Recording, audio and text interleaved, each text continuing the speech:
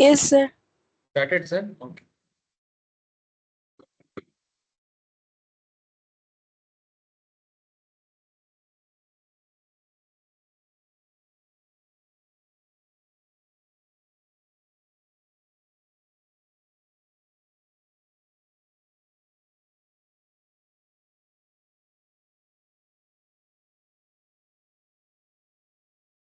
Okay sir.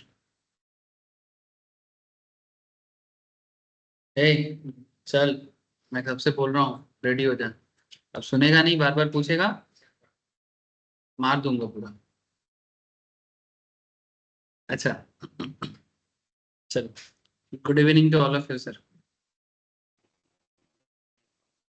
अच्छा, तो basically आज ना सर हम लोग एकदम थोड़ा फ्रेश डिस्कशन करेंगे। मैंने माइक्रो इकोनॉमिक रिसेंटली एक बार कवर अप किया और उसमें मार्केट इकोनॉमी को कंप्लीट किया। उसमें एक छोटा सा टॉपिक थोड़ा सा रह गया as per my point of view. वैसे आप लोग तो शायद पढ़ पढ़ के थक चुके थे। हाँ, हाँ, मैं छोड़ दिया मैंने, बेसिकली नहीं छोड़ा नहीं। मैं आप लोगों को ना उसका हार्डली आधा घंटा 40 मिनट का रिकॉर्डिंग रहेगा, वो मेरे पास है। उसमें आपको बस ओलिगोपोली का ना थोड़ा सा कैरेक्टरिस्टिक को डिस्कस किया और वहां पर ओलिगोपोली कार्व को डिस्कस किया। एक बार कर लेने से 30-40 मिनट फालतू चीजें देखते हो, मैं शेयर करूंगा, प्लीज एक बार देखना। ठीक है। तो आज मैं एक्चुअली पूरा मन बना लिया था कि बहुत दिन माइक्रो पढ़ा पढ़ा के मेरा दिमाग खराब हो जाता है। कभी कभी होता है ना मोनोटोनस, एक ही चीज पढ़ाते पढ़ाते ना आप लोग, मेरे को भी मोनोटोनस आ जाता है। तो बहुत दिन बाद मेरे को फिर से मैक्रो पढ़ाने का मौका मिला, तो मैं पढ़ाऊंगा। सीए का तो मैक्रो इकोनॉमिक्स भर भर के है। सीएमए का दो ही टॉपिक आता है, नेशनल इनकम और मनी मार्केट। ठीक है। तो ठीक है, चलो जिसका जितना है एंजॉय करो। इसमें दो क्लास रहेगा अभी, एक तो आज है और एक कल सुबह होगा 9:30। ठीक है, मैंने मेरा क्लास करेगा, मैम का क्लास करेगा, फिर घर जाएगा। ठीक है। 9:30 से पौने 10 तक आ जाना सर। मेरा थोड़ा ऐसे ही 10-15 मिनट सुबह लेट होता ही है, बट आ जाना टाइम पे। ठीक है। अभी एक्स्ट्रा क्लास चलेगा। सुबह उठने का आदत नहीं है ना, तो बना, नहीं तो सीए नहीं बन पाएगा। अच्छा, तो पॉइंट इज दैट कि मैक्रो इकोनॉमिक्स क्या है इसके बारे में थोड़ा सा बात करूंगा, और उसके बाद सीधा मैक्रो का जो टॉपिक है दैट इज नेशनल इनकम। आज का टॉपिक मैक्रो में क्या क्या पढ़ना पड़ता है, मैं आपको एक आइडिया देता हूँ। मैक्रो में नॉर्मली हम लोग को पढ़ना पड़ता है, नेशनल इनकम का टॉपिक पढ़ना पड़ता है। क्या है sir? National income related topic होता है। ये देश का, यही चीज आज का मेन डिस्कशन का पॉइंट है कि डिटर्मिनेशन ऑफ नेशनल इनकम। ठीक है, इजी नहीं है, टफ भी नहीं है, मजेदार है। Calculation is also there, conceptually काफी वाइटल है। समय दो, समझो तो समझ में आएगा। नेशनल इनकम के अंदर भी थोड़ा सा कुछ बड़े बड़े फेमस फेमस इकोनॉमिस्ट का थ्योरी आता है, उसको भी पढ़ना पड़ता है with graph and everything. Micro का नॉलेज रहने से मैक्रो में थोड़ा हेल्प होगा। बट अगर हाँ बचपन में थोड़ा बहुत स्टैटिस्टिक्स वगैरह भी किए हो तो चलेगा। ठीक है, अगर कभी किसी ने कोई माइक्रो कभी नहीं पढ़ा है तो भी वो मैक्रो डायरेक्टली समझ सकता है। इसके अलावा इसमें आते हैं sir public finance. Public finance माने बेसिकली ये जो गवर्नमेंट चलता है, ये टॉपिक सीए का है, सीएमए का है नहीं। पब्लिक फाइनेंस में क्या रहता है कि गवर्नमेंट कहाँ से अपना जुगाड़ लगाते हैं, स्पेशली टैक्सेशन जो सिस्टम लगाते हैं, वो सिस्टम को कैसे मैनेज करते हैं, that is all about public finance. इसमें अनदर एक टॉपिक है मनी मार्केट। इसको मनी मार्केट या मनी बैंकिंग बोल के, सीएमए के सिलेबस में मनी बैंकिंग बोल के होगा, और सीएमए इसको मनी मार्केट बोलता है। मैंने बेसिकली ये जो पूरा पैसा वाला एरिया है, मैंने देश का, एक देश के अंदर कितना पैसा का फ्लो रहेगा, मैंने हम लोग जो पॉकेट में पैसा लेके घूमते हैं, वो देश में पैसा का फ्लो है बोल के ही कर सकते हैं। अब इसी को बोलते हैं मनी सप्लाई। हाँ सर। ठीक है, इसी के अंदर मनी सप्लाई का पता चलेगा। बड़ा खुश हो रहा है, पैसा सुन के ही खुश आता है ना। ठीक है, मैं अब एक चीज हमेशा बोलता हूँ कि पैसा कमाने का जो सब्जेक्ट्स होते हैं, how to become rich, how to make money, ये इसके यूट्यूब या गूगल करने से आपको अलग अलग चीज दिखाएगा। नेटवर्क मार्केटिंग दिखा देगा, है ना। हाउ टू बिकम रिच करने से नेटवर्क मार्केटिंग। हाँ, ठीक है। तो लेकिन यहाँ पर क्या है कि एक्चुअल में अगर पैसा कमाने का कोई साइंस या कोई सब्जेक्ट है तो वो एक्चुअल में इकोनॉमिक्स ही है। और इकोनॉमिक्स जानने से ही आप रियल में पैसा कहाँ से आता है, कैसे पैसा बनाया जाता है, और कैसे पैसे को यूटिलाइज किया जाता है, ये सारा चीज आपको इकोनॉमिक्स ही बताते हैं। ठीक है, तो उसमें money market is also there, international trade, ये भी आपका एक्सपोर्ट इंपोर्ट का जो ओवरऑल एक कंट्री का जो इम्पोर्टेंट चीज है। आज की डेट में जो भी कंट्री एक्सपोर्ट में अच्छे हैं, उस कंट्री का इकोनॉमी काफी रिच होते हैं। और इंडिया का एक्सपोर्ट अच्छा भी नहीं है, बुरा भी नहीं है, इंडिया मॉडरेट में। इंडिया धीरे धीरे एक्सपोर्ट बढ़ा रहा है। पहले तो इंडिया पहले फुल्ली इंपोर्ट ओरिएंटेड कंट्री था, बट लास्ट 10-20 सालों में हम लोग काफी अच्छा एक्सपोर्ट में अपना जगह बनाए हैं। और अभी इंटरनेशनली बहुत बड़े बड़े कंट्री हम लोगों से प्रोडक्ट लेते हैं, बट फिर भी अभी भी हम लोग डेफिसिट इकोनॉमी में है। डेफिसिट बने, इंपोर्ट ज्यादा करते हैं और एक्सपोर्ट कम करते हैं। अभी भी कुछ 100-150 बिलियन का गैप है। ठीक है, अप्रोक्स 100 नहीं, 70-80 बिलियन का गैप है, जो इंडिया का थोड़ा सा पीछे है। माने इंपोर्ट फिर भी, माने सिंपल बात है, हम लोगों से लेते ज्यादा है, लोगों को देते कम है। या फिर आप ऐसे बोलो, खरीदते कम है, बेचते कम है, खरीदते ज्यादा है। ठीक है, तो अगर आप खरीदोगे कम, या खरीदोगे ज्यादा और बेचोगे कम, तो पैसा आने से ज्यादा जाएगा ज्यादा। इसको तुम ऐसे सोचो कि कोई फैमिली है जिसका रोजगार कम है, लेकिन उसका खर्चा बहुत है, नीड या डिमांड बहुत है, तो वो फैमिली हमेशा पैसे का तंगी में रहेगा। हाँ या ना? सपोज आप मंथली 50,000 कमाते हैं आपका फैमिली, और आपका खर्चा है अप्रोक्स 60,000 के आसपास, 70,000 के आसपास। तो हर महीने 10-20 हजार का पैसा कहाँ से आएगा? फिर हम लोग कहाँ जाते हैं? लोन, है ना? लोन पे लोन, लोन पे लोन, फिर फोन पे लोन, बहुत कुछ आना चालू हो जाता है। ठीक है, तो ये सब जैसे धीरे धीरे बढ़ने लगता है, मैंने पॉकेट में है नहीं, जिंदगी ईएमआई में गुजरते रहते हैं। ठीक है, थोड़ा सा जॉब मिला क्या नहीं, पहले एक रॉयल एनफील्ड घर के सामने होना चाहिए, थोड़ा और अच्छा, मैंने बड़े हो गए तो थोड़ा एक 4 चक्का घर के सामने होना चाहिए। तुरंत घर अगर मानो एक एक माला बिल्डिंग था, 1 स्टोरी बिल्डिंग था, अभी 2 स्टोरी 3 स्टोरी चाहिए।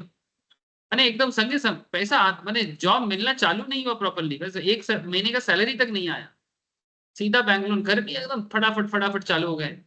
फिर भी घर का नीड समझ सकते हैं, लेकिन ये गाड़ी का नीड और इस तरह का जो हम लोग करते हैं ना, बहुत ही खतरनाक सिचुएशंस क्रिएट करता है। ठीक है, मेरा कहने का मतलब बहुत सिंपल था। मेरा कहने का मतलब बस इतना सा था कि ये जो भी चीजें हम लोग करते हैं, इससे क्या होता है, हम लोग डेफिसिट में चले जाते हैं। मैं क्यों पर्सनल लेवल में समझाया बोला तो, क्योंकि पर्सनल लेवल में बोलने से आप कंट्री का कॉन्सेप्ट को समझ सकते हो।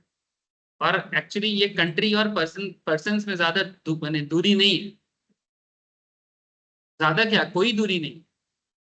जैसे एक देश का अगर मैं आपको बात करूं, क्योंकि हम लोग यहाँ पर इंडियन इकोनॉमी का भी चर्चा करेंगे, आप एक चीज ख्याल करोगे, मैक्रो इकोनॉमिक्स में मैं जब बात करूंगा, ऑलवेज ना एक होल सिस्टम को लेके बात करूंगा।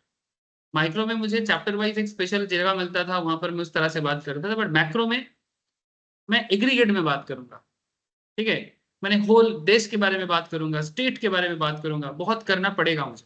ठीक है, तो जैसे मैं आपको बोल रहा था कि मैं क्यों बोला कि एक इंडिविजुअल के बारे में अगर मैं बात कर रहा हूं, तो फिर वो एक कंट्री को भी रिप्रेजेंट कर देता है। कैसे रिप्रेजेंट कर देता है?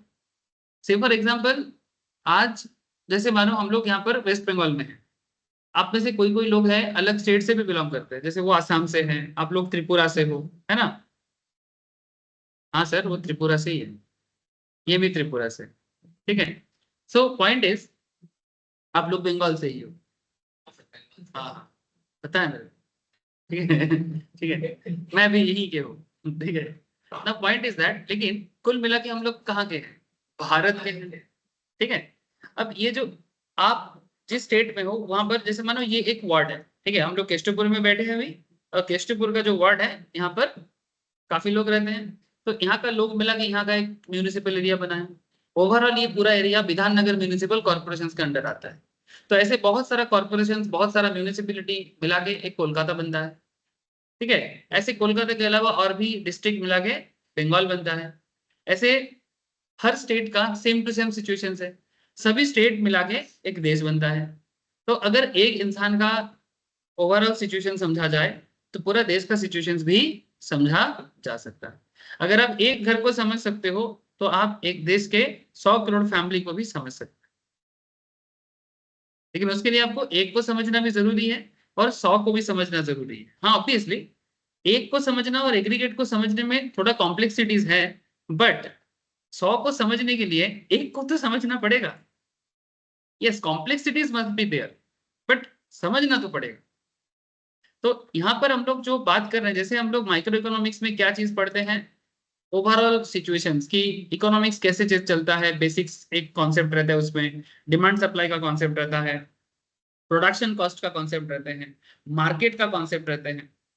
बिजनेस साइकिल में बाद में बात करेंगे, ये ना तो माइक्रो है ना तो मैक्रो है, ये एक इकोनॉमिक थॉट प्रोसेस है, बोल देंगे इसको बीच में।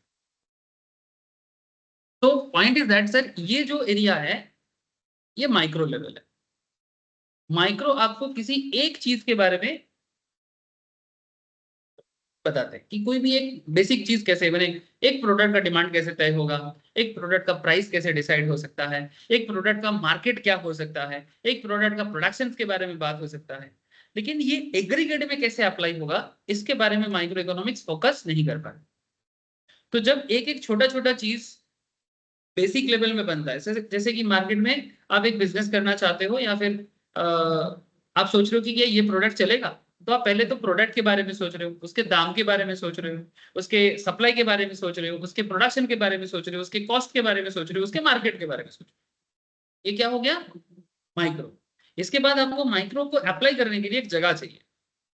माइक्रो लेवल तो सोच लिए, अब आपको उसे मैक्रो लेवल में लेके जाना, क्योंकि माइक्रो लेवल में आपको सोचना जरूरी है कि प्रोडक्ट का कॉस्ट, प्रोडक्ट का प्राइस, प्रोडक्ट का मार्केट, प्रोडक्ट का डिमांड, प्रोडक्ट का सप्लाई।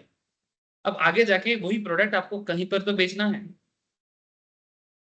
उसके लिए कहाँ बेचोगे, कंट्री को बेचोगे, स्टेट को बेचोगे, कौन से एरिया को बेचोगे, वहां का लोगों का इनकम क्या है, वहां का लोगों का मनी का सप्लाई कैसे है, देश कैसे चला जा रहा है, बैंक कैसे लोन देते हैं, इंटरेस्ट रेट कैसे काम कर रहा है, इन्फ्लेशन का क्या हालत है, एम्प्लॉयमेंट सिचुएशन कैसे हैं, लोग इनकम करते हैं कि नहीं करते हैं, सरकार पॉलिसी कैसे रेडी करते हैं, क्योंकि सरकार के पॉलिसी के ऊपर ही लोगों के पास पैसा का फ्लो डिपेंड करता है।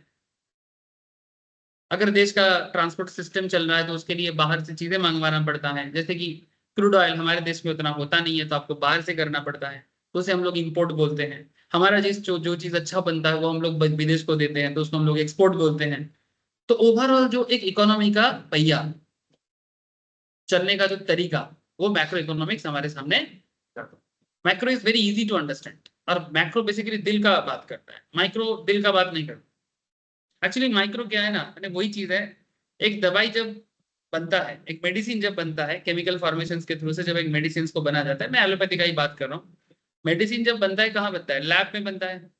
जो लोग मेडिसिन का टेक्नोलॉजी पे काम जानते हैं, फार्मास्यूटिकल टेक्नोलॉजी पे, वो लोग मेडिसिन को लैब में बना रहा है, वो इस सोच के साथ बना रहा है कि ये इस मेडिसिन पे ये चीज डालो तो ये ऐसे ऐसे ऐसे ऐसे करके वायरस को कंट्रोल करेगा, ये प्रॉब्लम को कंट्रोल करेगा, तो वो माइक्रो लेवल में उसको सोच रहा है। हम लोग जो उसका यूज करते हैं, हम लोग उसका मैन्युफैक्चरिंग में कोई दिमाग नहीं लगाते, उसके प्रोडक्शन पे, कॉस्ट पे कोई दिमाग नहीं लगाते, सीधा एप्लीकेशन पे। फीवर हुआ, कैल्पॉल चाहिए,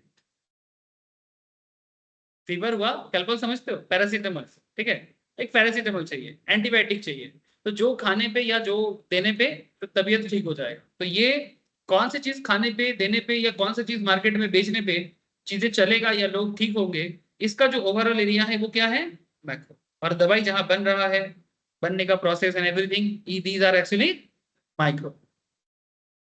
तो बेसिकली दवाई बनना माइक्रो लेवल कॉन्सेप्ट और उसका एप्लीकेशन मैक्रो लेवल कॉन्सेप्ट। किसी के बिना कोई आगे भी नहीं है, कोई पीछे भी नहीं है। आप ऐसा नहीं बोल सकते हो कि सर हमें माइक्रो पसंद नहीं आता, मैक्रो पसंद आता है, एंड वाइस वर्सा, कि हमें मैक्रो पसंद नहीं आता, माइक्रो पसंद आता है, या उल्टा। आप ऐसा नहीं बोल सकते। यहाँ पर पसंद नापसंद का कोई चीज नहीं है। बात समझे कि नहीं? हाँ, पसंद नापसंद वाला कोई बात इसमें है ही नहीं। यहाँ पर आपके पसंद के बारे में बात ही नहीं हो रहा, इकोनॉमिक्स को समझने का बात है। और इकोनॉमिक्स को समझना है तो आपको दोनों चीजें समझना पड़ेगा, तभी जाके आप अपने आप को इकोनॉमिस्ट या इकोनॉमिक्स के नॉलेज रखने वाले छात्र, चार्टर्ड अकाउंटेंट, कॉस्ट अकाउंटेंट, या कंपनी सेक्रेटरी, या what ever be your profession, जहां पर इकोनॉमिक्स का एप्लीकेशन है, आप उसको अप्लाई कर सकते हैं। बात समझी नहीं? ठीक है, चलो सर, अब एक एक करके हम लोग सारा पॉइंट को बताएंगे। इस सब्जेक्ट का सबसे इंटरेस्टिंग खेल क्या है इस मैक्रो इकोनॉमिक्स का, कि ये बेसिकली, इसको समझाने का मेरे पास और भी तरीका है। जैसे मानो हम लोग इस घर पे बैठे हैं, ठीक है, तो घर बनाने के लिए पिलर पहले चाहिए कि पहले छत चाहिए? पहले पिलर चाहिए, पिलर होगा तो छत बनेगा।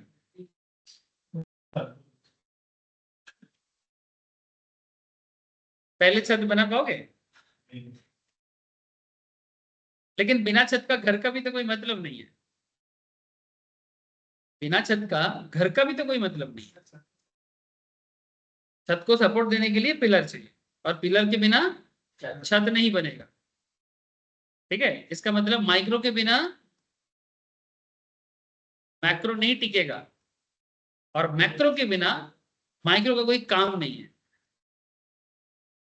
माइक्रो के बिना मैक्रो नहीं टिकेगा, और मैक्रो के बिना माइक्रो का कोई काम नहीं है। ठीक है, तो इसमें हम लोग normally national income, public finance, money market, ठीक है, Indian economy, international trade, these are the topics जो यहाँ पर कवर करना हूँ। ठीक है, आशा करता हूँ माइक्रो मैक्रो का एक बेसिक लेवल अंडरस्टैंडिंग आप लोगों में दे पाए। अब इसको जितना गोताखोर करेंगे, गोताखोर मैंने डीप डाइव, ठीक है, जितना अंदर जाएंगे उतना और एक्सप्लोर कर पाओगे। अगला 1-1.5 महीने में ये बात एकदम दिमाग में घुस जाएगा। चलो, नेशनल इनकम।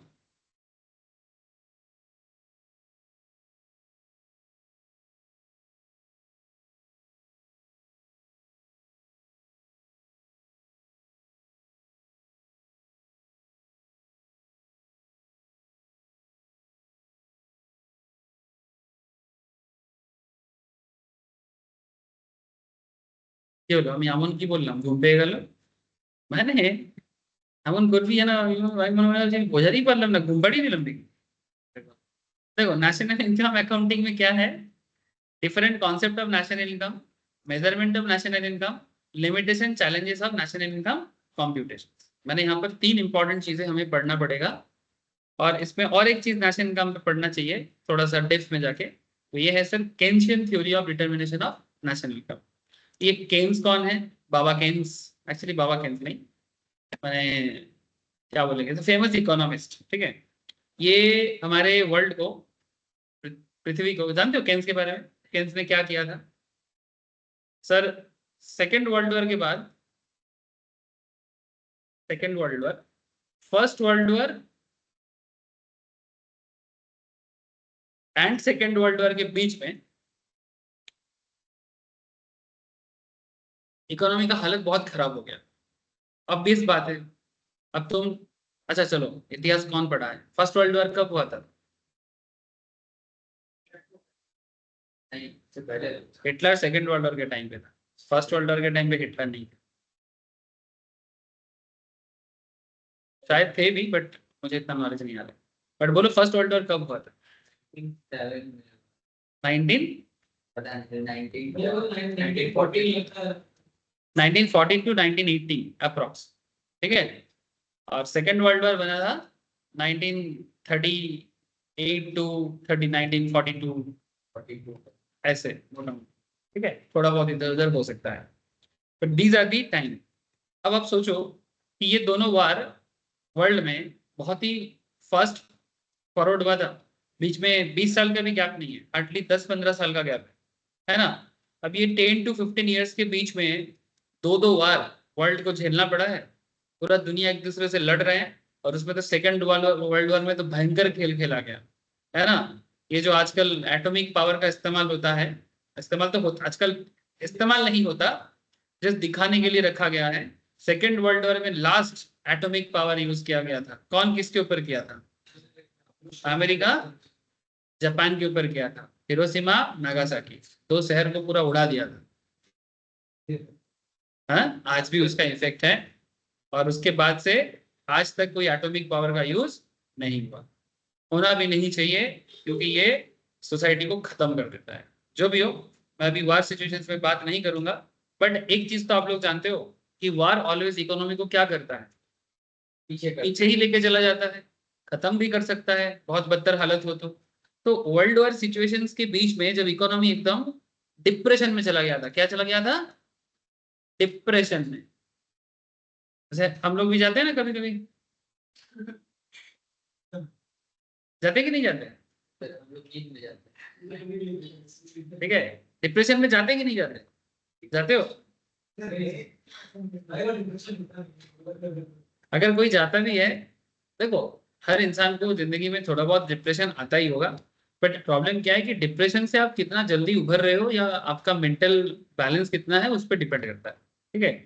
आप ये नहीं बोल सकते कि मेरे को डिप्रेशन नहीं होता है, डिप्रेशन तो होता है, कम ज्यादा। ज्यादा डिप्रेशन होने पे फिर साइकेट्रिस्ट के पास जाना पड़ता है, ये स्थिति मत पैदा करना, ठीक है। बाकी जिंदगी में सुख दुख होगा, ज्यादा दुख होने से ही डिप्रेशन होगा, ज्यादा सुख होने में टू मच एंजॉयमेंट जैसे होते हैं तो ज्यादा दुख में डिप्रेशन भी होगा, लेकिन you have to control this kind of things. अब जैसे पब्लिक का भी होता है ना, इंसान का जैसे होते हैं ऐसे इकोनॉमी का भी होता है। अच्छा इकोनॉमी का क्यों हो? क्योंकि ये फाइनेंशियल मैटर है, पूरा वर्ल्ड वाइड पैसा नहीं है लोगों के पास, खरीदने के लिए चीज नहीं, मैंने पैसा नहीं है और खाने के लिए फूड नहीं है, बेसिक डिमांड सप्लाई चीज ही नहीं है। ऐसे हालत में इकोनॉमी डिप्रेशन में जाएगा नहीं तो कहाँ जाएगा? पूरा नेगेटिविटी छा जाता है। अगर तुम लोकल, इवन कोविड सिचुएशंस में भी लोगों का कितना हालत खराब हुआ था। आज तो इतना इतना खराब हालत नहीं है, फिर भी कोविड में हम लोगों ने रिसेंटली एक चीज देखे हैं करंट जनरेशन की प्रॉब्लम क्या होता है, ठीक है। अगर आप थोड़ा सा पुराने दिनों में जाओ, ब्रिटिश एरा में इंडिया का क्या हालत बना थी, ये लोग लूट लूट के लेके जा रहे हैं अपने देश में और हम लोगों को कुछ नहीं। कुछ लोग अभी भी हमारे देश में घूमते फिरते हैं और बोलते हैं ब्रिटिश हमारे देश में बहुत काम किया है। अरे भाई वो जो भी काम किया है ना अपने लिए किया था, हमारे लिए थोड़ी किया था। वो तो सोच भी नहीं पाया था कि उसको जाना पड़ेगा, चला गया तो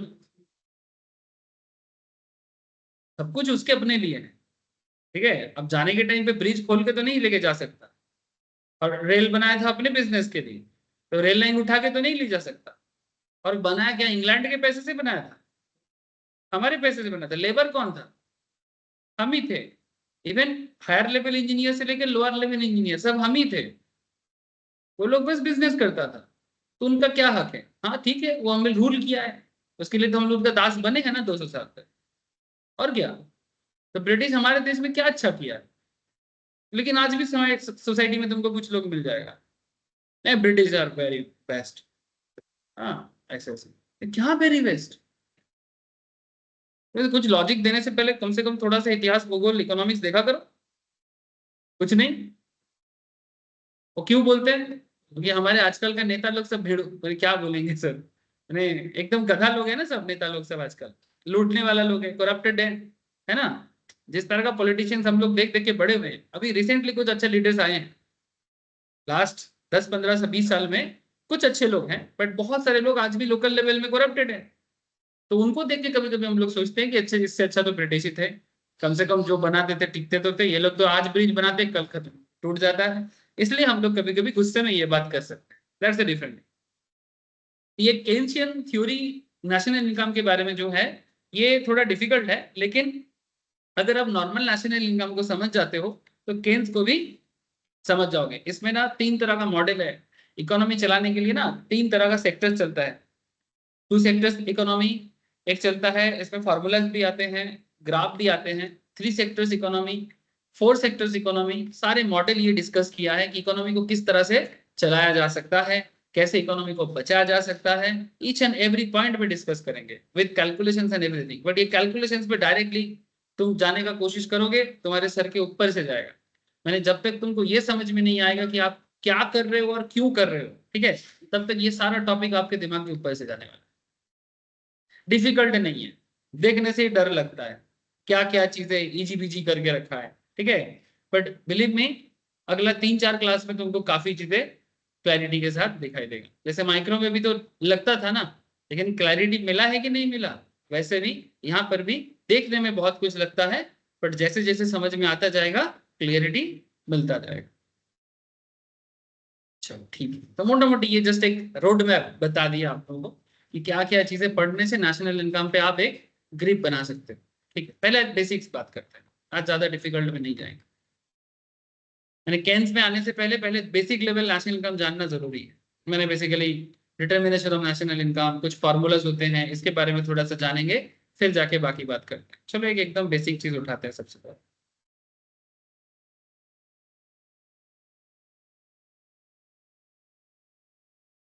ये ऑनलाइन में सबको बात मेरा समझ में आ रहा है? हेलो, आप लोग कनेक्टेड हो? Roshan, Rishita, yes sir. Parvez, Nandini, okay, Ona, Devashree, ठीक है सर।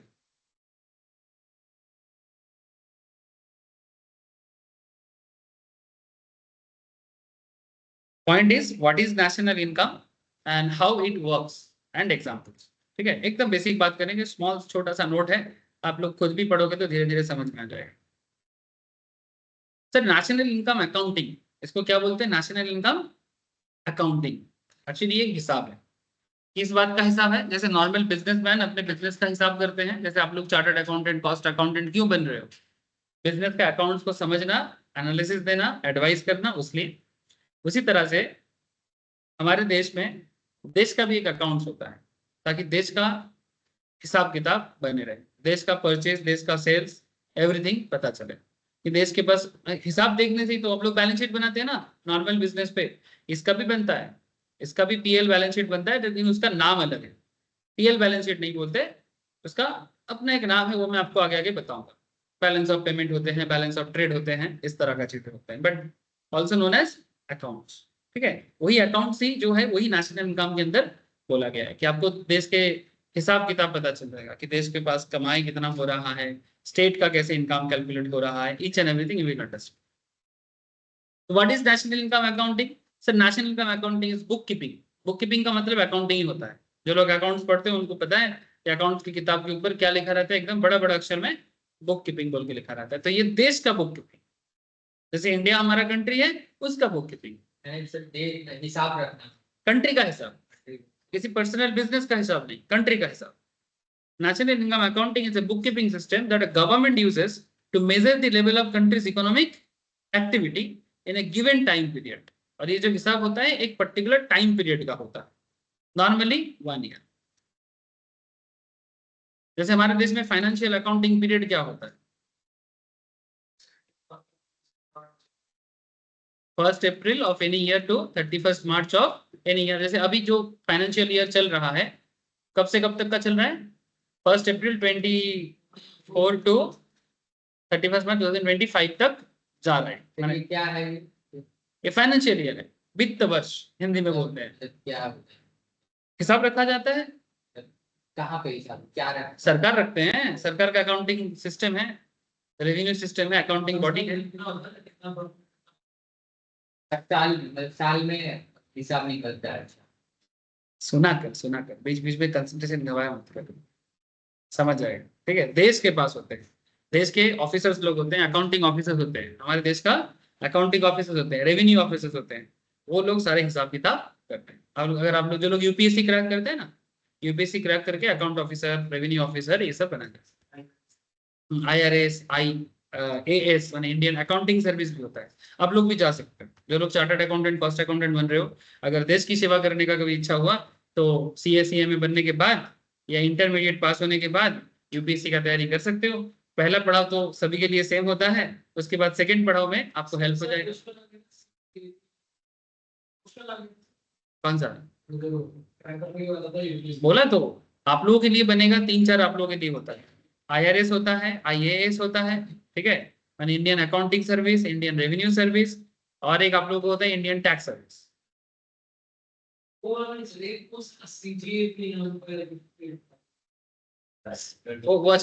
अच्छा, वो ऑडिट के ऊपर, हाँ वो भी एक पोस्ट है, वो है controller, CAG, controller and auditor general का, उसका भी पोस्ट आता है। आप लोगों के लिए 3-4 जगह एकदम ओपनली खुला रहता है, माने सभी के लिए खुला है, यूपीएससी कोई भी दे सकता है। हाँ, मैं समझा नहीं। रिक्रूटमेंट होता है ना सर, ऑब्वियसली होता है, लेकिन हाँ इसमें आप लोगों का चैलेंज क्या है? चैलेंज ये होता है, देखो CA में अपने आप में एक चैलेंजिंग पढ़ाई है, तो ये आप कंप्लीट करके जाते हो तो आपको ऑब्वियसली एक बेनिफिट मिलेगा। लेकिन चैलेंज है कि यूपीएससी का जो गेट एग्जाम है उसका 3 लेवल होता है, प्रीलिम, फिर मेंस, फिर इंटरव्यू। अब इसमें प्रीलिम्स वाला जो एरिया है वो सबके लिए सेम है। अब वो चीज तुम लोगों को नॉर्मल जनरल एजुकेशन के थ्रू से उसका रेडी अलग से करना पड़ेगा। लेकिन देखो मेन में जाओगे उसमें CA CMA का एडवांटेज रहेगा, क्योंकि आप ऑलरेडी एक प्रोफेशनल पास करके आते हो तो आपको अलग से और मेहनत नहीं करना है, बिकॉज आप लोग सब चीज जानते हो जो मेंस का सिलेबस है सेम। और क्या इंटरव्यू में, अब इंटरव्यू में भी शॉर्टलिस्टेड जब होगा, अगर तुम्हारे पास ऑलरेडी एक इस तरह का प्रोफेशनल डिग्री रहेगा तो गवर्नमेंट ऑलवेज आपको स्पेशल सुविधा तो दे ही देगा ना, क्योंकि आप ऑलरेडी सिमिलर चीजें करके आए हो। तो सरकार को जब नीड होता है ना, वो उसका नीड पे वो लेता है। इस बार तो मोदी जी तो गजब का काम किया है। अभी तो जो सरकार है उसको सबसे ज्यादा ही need है। हाँ अभी जो सरकार है उसको सबसे ज्यादा need है। हाँ, ठीक है, मतलब सरकार का तो नीड होता है। अभी के सरकार का, अभी रिसेंटली मोदी गवर्नमेंट ने एक चीज किया है कि वो मैंने बिना एग्जाम का, ठीक है, मैंने सॉरी मैंने बिना इंटरव्यू का, मैंने कुछ ऐसे ऐसे चीजें हैं वो डायरेक्ट रिक्रूट कर रहा है। मैंने पुराने जिसका क्वालिफाइड लोग हैं, जो लोग हमारे सोसाइटी में, उनको डायरेक्टली बोल रहे हैं आप आओ, हम डायरेक्ट इंटरव्यू करेंगे। हाँ, इसको लैटरल एंट्री कहते हैं, इसको लैटरल एंट्री कहते हैं। क्वालिफाइड पर्सन के लिए ओपन किया है, क्योंकि सरकार को जल्दी चाहिए, क्योंकि वो UPSC का एग्जाम देके आएगा। It's a long process. Government को जल्दी कुछ पोस्ट ऐसे भर्ती करवाना है जो ऑलरेडी काफी चीज करके रखा है। हाँ, मैंने जो भी अपने अपने लेवल में क्वालिफाइड होते हैं उनको लेटरल एंट्री का जगह मिलते हैं। आप अगर पहले से किसी चीज में बेस्ट हो तभी आप उसमें जा सकते हैं। भाई सरकारी पोस्ट ऐसे यारे गहरे को नहीं मिलता है, ठीक है। लेकिन मैं आपको बोला कि एक पूछा ना सर कौन बनाते हैं कैसे बनाते हैं, तो थोड़ा कहानी किस्सा मुझे बोलना पड़ता है, तो कहानी ऐसा ही है। ज्यादा मत पूछा कर, मैं ऐसे ही ज्यादा एग्जांपल्स देता हूँ और देरी हो जाता है। नहीं, एक्चुअली मेरा ऐसे ही आदत है, एक की जगह 10 एग्जांपल देना। अब उसमें तुम और एग्जांपल घुसेड़े हुए तो फिर और देरी करेंगे। अच्छा, national income accounting is a book keeping system, an accounting system that a government uses to measure the level of country's economic activity in the given time period, या normally a given time period 1 साल का, और थोड़ा broad parameter में 5 साल का, minimum 1 year maximum 5 years. क्यों? क्योंकि ये जो हमारे देश का प्लानिंग होता है ना, देश कैसे चलेगा इसका एक प्लानिंग है। जैसे मानो रिसेंटली 2024 में ही घटना घटा है, बोलने में सुविधा होगा मेरे को। आप लोग जानते हो इस बार हमारे प्रधानमंत्री जो चूज हुआ है, जो विधानसभा चुनाव हुआ है, सॉरी लोकसभा चुनाव हुआ है, जिसमें मोदी जी रिसेंटली री इलेक्टेड हुए हैं, है ना। वो री इलेक्शन नहीं हुआ है ना सर, वो मोदी हट भी सकता था, है ना, क्योंकि राहुल गांधी ने थोड़ा चुनौती दिया है ना, 100 सीट लाके। मोदी मोदी 240 लाए, राहुल बाबा 100 लाए, ठीक है। 99। और 100 नहीं हुआ, 99। अच्छा, तो राहुल बाबा 99 सीट्स लाए थे। तो अगर थोड़ा कोशिश करते और 150 सीट ले लेते, थोड़ा कोशिश में नहीं होगा, 150 बहुत दूर है। उसके लिए राहुल बाबा को बहुत कोशिश करना पड़ेगा। नहीं, मैं चाहता हूँ दिल से कि कोई ऐसा कोशिश करने वाले हो जो मोदी को टक्कर दे। नाउ पॉइंट इज दैट अब ये जो सरकार बनेगा, मैंने ऑलरेडी बन गया, उसमें बजट आया, आप लोग जानते हो। अप्रैल में सरकार बना, सॉरी मई में सरकार आया, नहीं जून में सरकार आया, और सितंबर में, अगस्त सितंबर में बजट, सितंबर के 20 23 तारीख को बजट आया, ठीक है। ये जो बजट बना इसको मास्टर बजट बोलते हैं।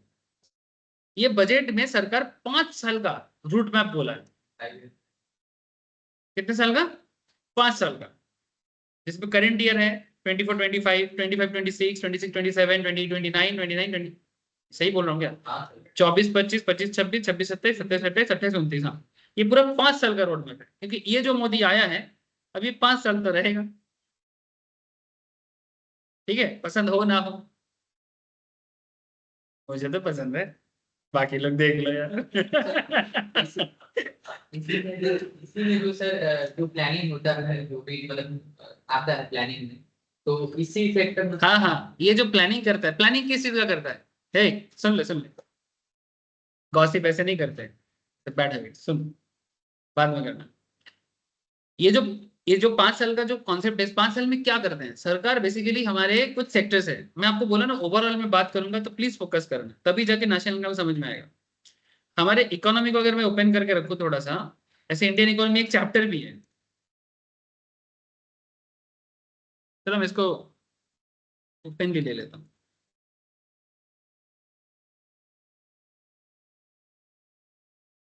सबसे।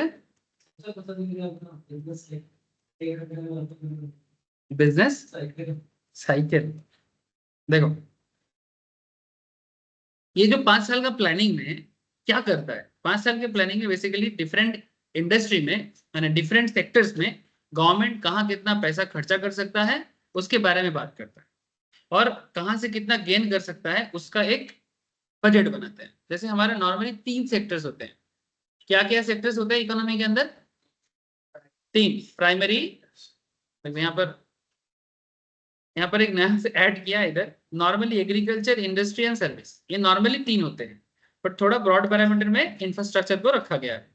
तो 3 से 4 कैटेगरी इधर रखा गया है। Normally popularly agriculture, industry, service, इसको पॉपुलरली बोलते हैं primary, secondary and tertiary. Primary माने एग्रीकल्चर, सर्विस माने टर्शियरी एंड इंडस्ट्री माने सेकेंडरी। ठीक है, इस तरह से 3 सर्विस एरिया है, मतलब 3 जोन है। 3 सेक्टर्स में गवर्नमेंट कोशिश करेगा अपना पैसा को डिस्ट्रीब्यूट करने का, मतलब जो भी सोर्स ऑफ रेवेन्यू सरकार कमाता कहां से है? टैक्स से। सरकार का मैक्सिमम इनकम होता है टैक्स से, जो अप्रोक्स 75 to 80% गवर्नमेंट अर्निंग सरकार टैक्स से करते हैं। इनकम टैक्स या GST, corporate tax, customs, duties etcetera. 75 to 80%, बाकी 15-20% उसमें से 5 से 10% सरकार का खुद का कुछ बिजनेस होता है, ठीक है, वहां से करता है। और बाकी 10-15% या 20% के आसपास सरकार बाहर से लोन भी लेते हैं, जैसे कि वर्ल्ड बैंक से, इंटरनेशनल मॉनेटरी फंड से, ऐसे ऐसे ऑर्गेनाइजेशन से लोन भी लेते हैं। वो कैसे पता चलता है? वो सब डेटा मिलता है, गवर्नमेंट दिखाऊंगा, सब दिखाऊंगा, धीरे धीरे सब एक्सप्लोर करूंगा। गवर्नमेंट का कितना लोन है नहीं है, एक बजट, वो इंडियन इकोनॉमी के चैप्टर में बजट का एक पॉइंट आएगा, उसमें बताऊंगा। ठीक है, मुझे पहले जल्दी जल्दी नेशनल इनकम में पहुंचना है, ठीक है, सब दिखाऊंगा। शांति मिलेगा रे बाबा, मन का शांति कर दूंगा। लेकिन तो पॉइंट क्या हो गया कि ये जो अकाउंटिंग रिकॉर्ड फिर क्या, कहाँ कहाँ खर्चा करना है, कहाँ कहाँ उसका हिसाब होता है। चलो आपका मन में है तो मैं दिखाई देता हूँ।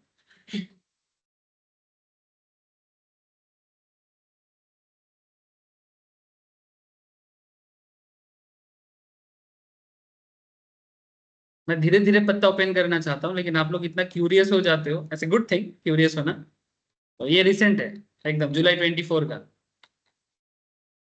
ये सब हिसाब किताब है सरकार का। क्या नाम है सर इसका? Budget budget budget. जी बस, जी ज्यादा नहीं। ये देखो यहाँ पर क्या लिखा है, rupee comes from, rupee goes to, कहाँ से पैसा आता है और कहाँ पैसा जाता है, ये हिसाब करके ही मिला है।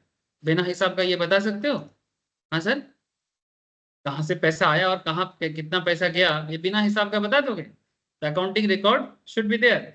ठीक है, तो अकाउंटिंग रिकॉर्ड से ही आप पूरा हिसाब किताब कर सकते हो। ये देखो बजट में किस एरिया में कितना एक्सपेंडिचर हुआ है। करेंटली सबसे ज्यादा खर्चा हुआ है डिफेंस में, second rural development, third agriculture, fourth home affairs, fifth education, फिर आईटी एंड टेलीकॉम, उसके बाद health, energy, social welfare, commerce and industry. These are all in crores.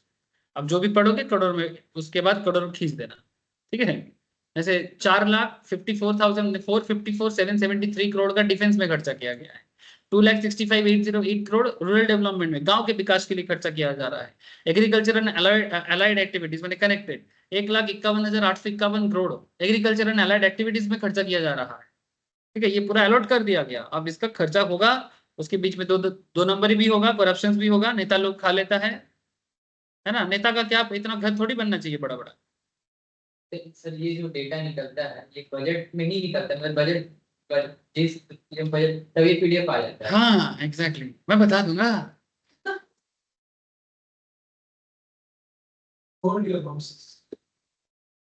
कहाँ से मिलता है, कैसे मिलता है, सब बता दूंगा। इसका एक अकाउंटिंग भी आता है, वो भी मैं दिखाऊंगा बाद में। ठीक है, इसका एक अकाउंटिंग भी आता है, पूरा अकाउंट हिसाब करके आपको देगा। ठीक है, तो अकाउंट्स कैसे मेंटेन होता है वो भी मैं, उसका भी है मेरे पास।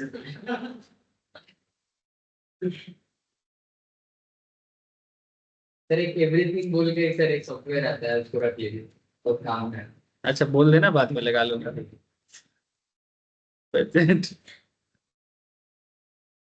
सब कुछ है दिखाने के लिए, सब है।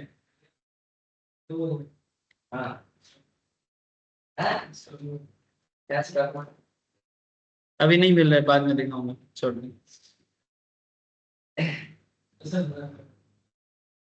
चलो आ जाओ, सुन लेते हैं। अच्छा तो फिर मतलब समझ में आ रहा है ना? अब यही चीजें लिखा है सर, अकाउंटिंग रिकॉर्ड्स में nature include data regarding total revenues earn. अभी दिखा है ना कहाँ से रेवेन्यू अर्न कर रहा है। अब तुम लोग डेटा मेरे से ले लेना, बजट का पता चल जाएगा कहाँ से कितना अर्न कर रहा है, इनकम टैक्स से कितना कर रहा है, जीएसटी से कितना किया है इस बार। ये डेटा से ही एक्चुअली बात समझा जा सकता है। इनकम टैक्स सरकार को 100 रुपये अगर सरकार कमाते हैं तो 19% इनकम टैक्स से कमाते हैं। यूनियन टैक्स एक्साइज ड्यूटी से 5% है, जीएसटी एंड अदर टैक्सेस से 18% है। 17% कॉर्पोरेट टैक्स मैंने बड़े बड़े कंपनीज कमा के देता है टैक्स के रूप में। कस्टम ड्यूटी मैंने एक्सपोर्ट इंपोर्ट में जो ड्यूटी मैंने उसमें 4% कमाते हैं, मैंने 4% कमाते हैं।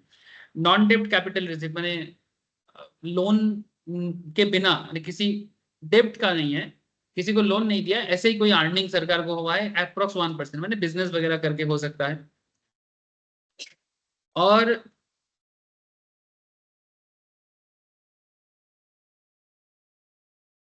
बोरोइंग्स 27%, ये बहुत चिंता का विषय है। हमारा और आपका नीड फुलफिल करने के लिए, हमारा आपका नीड को फुलफिल करने के लिए सरकार को 100 रुपए में से 27 रुपीज लोन लेना पड़ता है। चिंता तो है, बट हमारे देश में इतना जीडीपी इतना स्ट्रांग है कि जीडीपी के हिसाब से हमारा बोरोइंग परसेंटेज इतना ज्यादा नहीं है, इसलिए हम लोग रात को चैन की नींद ले लेते हैं। और हम इसलिए चैन की नींद लेते हैं क्योंकि गवर्नमेंट इसको मैनेज कर लेता है। लेकिन जिस दिन ऐसा होगा कि हमारा जीडीपी गिर रहा है और बोरोइंग बढ़ रहा है, तो ना तो सरकार चैन से सो पाएगा, ना तो हम आप जैसे लोग घर पे सो पाएंगे। सरकार कोई अलग नहीं है, वो हम ही हैं। ये मत भूलना कि मोदी हो या राहुल हो, ममता हो या कोई भी पार्ट पॉलिटिकल लीडर हो, उनको हम चुनते हैं हमारे रिप्रेजेंटेटिव के रूप में। वो अलग नहीं है, वो हम ही हैं जो वहां पर बैठते हैं।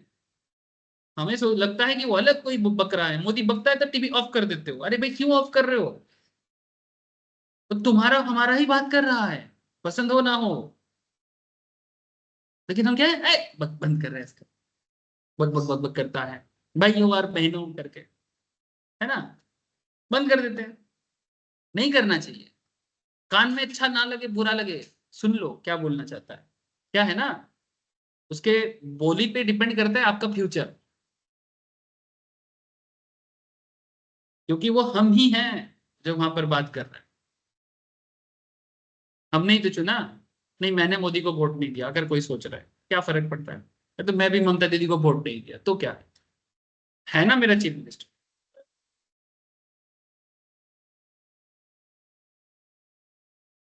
मैं सुनता हूँ दीदी कब क्या बोलते हैं, पूछो मुझे। लेकिन आप लोगों को पता है मैं दीदी भक्त नहीं, मैं एंटी दीदी हूँ, लेकिन फिर भी सुनता हूँ। क्योंकि वो जितना सपोर्टर का चीफ मिनिस्टर है उतना अगेंस्ट का भी चीफ मिनिस्टर। भाई वो जो भी करेगा वो मैं ही तो हूँ, मैंने हम, मैं नहीं हम, समझा? खास इंसान ये सब समझता, समझता ही नहीं। उनको लगता है नहीं नहीं वो अलग कोई है। सर ये जो बोरोइंग ले रहा है, तो हाँ अभी अभी पता चलेगा जैसे एकदम करेंटली अगर कोई हाँ, ये शॉर्टकट्स में है। इसका गवर्नमेंट बजट का एक वेबसाइट होते हैं, वहां पर जाओ, वो एग्जैक्टली पता चल जाएगा अकाउंटिंग के अंदर कि 27% के कितना अमाउंट वगैरह सब दिखा देते हैं। ये तो समझ गए हैं। जैसे कि अभी अगर जैसे कि गवर्नमेंट बोरोइंग ले रहा है करना, तो वो पता चल पाए। नहीं नहीं, वो तो खबर देगा तो पता चलेगा कहाँ से है। ऐसे कैसे? वो सरकार बीच बीच में एवरी ईयर में वो रिपोर्ट पास पेश करेगा। अच्छा। जैसे नेक्स्ट ईयर फिर से फरवरी मार्च आएगा, फरवरी में फिर से गवर्नमेंट एक बजट में फिर से बोलेगा नेक्स्ट ईयर का और लास्ट ईयर का डेटा देगा।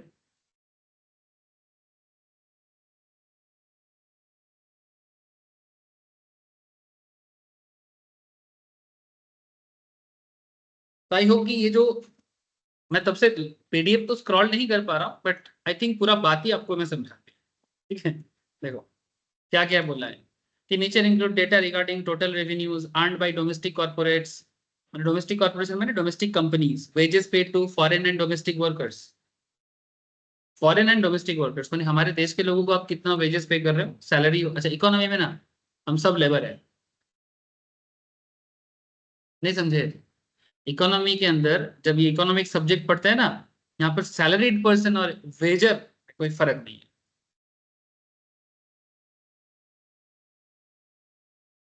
हाँ मैंने बेसिकली नॉर्मली हम लोग जब अकाउंट्स बोलते हैं तो अकाउंटेंसी जब पढ़ते हैं तो दूसरे सब्जेक्ट्स में हम लोग सैलरी और वेजेस को अलग अलग करके बोलते हैं, बट इकोनॉमी के एंगल से वी ऑल आर लेबर। क्या नॉर्मल आम लोगों का सोच क्या होता है कि जो सर पे सामान ढोता है ना, या कंधे पे बड़ा बड़ा बस्ता उठाते हैं वही लेबर होते हैं, या जो रिक्शा चलाते हैं या भैंस चलाते हैं वही लेबर होते हैं।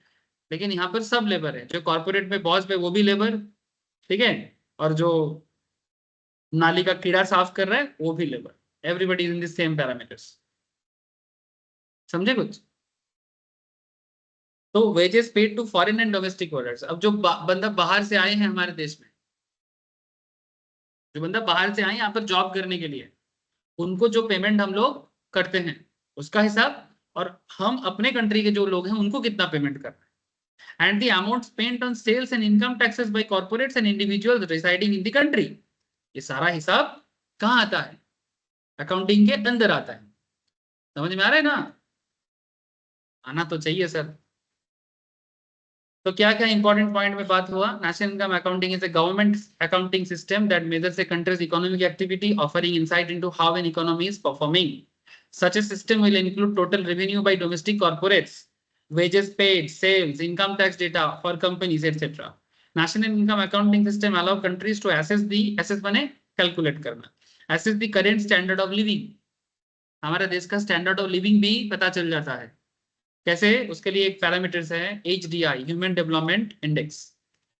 सर इंडिया कैसे इंडेक्स, कौन से इंडेक्स में आता है HDI में? मीडियम।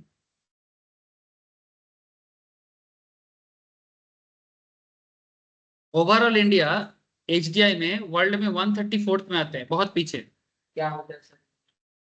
हेल्थ, एडुकेशन एंड क्या बोलते हैं इसको, health sector, education sectors and basic service जो भी और होते हैं, वो सब फैसिलिटीज कितना इजीली मिलता है। जिस कंट्री में जितना सुविधा इजीली मिलता है उसका ह्यूमन डेवलपमेंट इंडेक्स उतना अच्छा है। जिस कंट्री में जितना देरी करके और जितना प्रॉब्लमेटिक तरीके से मिलते हैं उसे मैंने लो रैंक मिलता है। और इंडिया मॉडरेट में आते हैं। इंडिया का स्कोर है सर आउट ऑफ 1.644। इसको अगर परसेंटेज टर्म पे बोला जाए, मैंने 100 में से इंडिया को 64 मार्क्स मिलता है। ठीक है, अगर आपको बेस्ट होना है तो आउट ऑफ 100 एटलीस्ट 70 प्लस होना चाहिए, तो जाके उसको हाई बोला जाता है, 70 से अबव। Developed nations like USA, Singapore, New Zealand, Australia, इन लोग का HDI बहुत हाई है। इंडिया के अंदर कुछ स्टेट्स है जो काफी हाई HDI रखते हैं, जैसे कि Sikkim is there, Goa is there. ठीक है, देयर आर सर्टेन स्टेट जहाँ पॉपुलेशन कम है और रिसोर्सेज का डिस्ट्रीब्यूशन काफी अच्छा है, वहां पर HDI काफी अच्छे हैं। दिखाऊंगा आगे आगे। ठीक है, एक साथ सब देखने का मत मत बाध्य करो मुझे, फिर मैं आगे नहीं बढ़ पाऊंगा। मैं बोला था ना बहुत इंटरेस्टिंग है। आपको इतना से चीज मैंने सारा चीजें एक साथ आपके सामने आ जाएगा ये सब्जेक्ट्स, कि आप कौन से चीज को छोड़ के किसके पीछे भागोगे आप अंदाजा नहीं लगा सकते। तो जस्ट पेशेंस रहो, मैं एक एक करके सब चीज बताऊंगा। मुझे खुद भी मैक्रो इकोनॉमिक्स पढ़ाने के टाइम पे बड़ा मैंने एक्साइटमेंट होता है। क्यों? क्योंकि मैं आपको ट्रू पिक्चर दिखा पाता हूँ। ठीक है, वैसे इंडिया में रिच काफी हैं, लेकिन क्या है ना, ये जब एवरेज में आ जाते हैं तो सभी के अंदर उसको काउंट करना पड़ता है। इंडिया के पास इतना रिच लोग हैं जो शायद अमेरिका के पास भी नहीं है।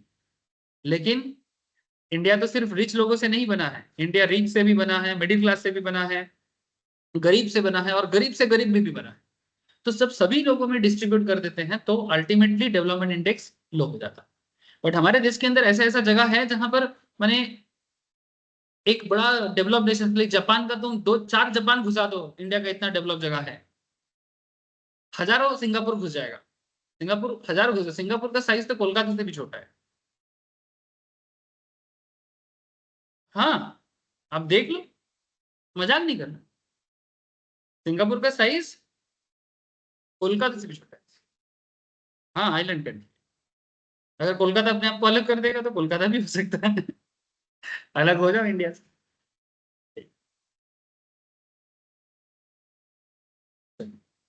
तो क्या क्या पता चल गया? नेशनल इनकम काउंटिंग करके लिविंग स्टैंडर्ड का पता चल जाएगा, डिस्ट्रीब्यूशन ऑफ इनकम का पता चल जाएगा विद इन ए पॉपुलेशन। ठीक है, as well as assess the effect of various economic policies.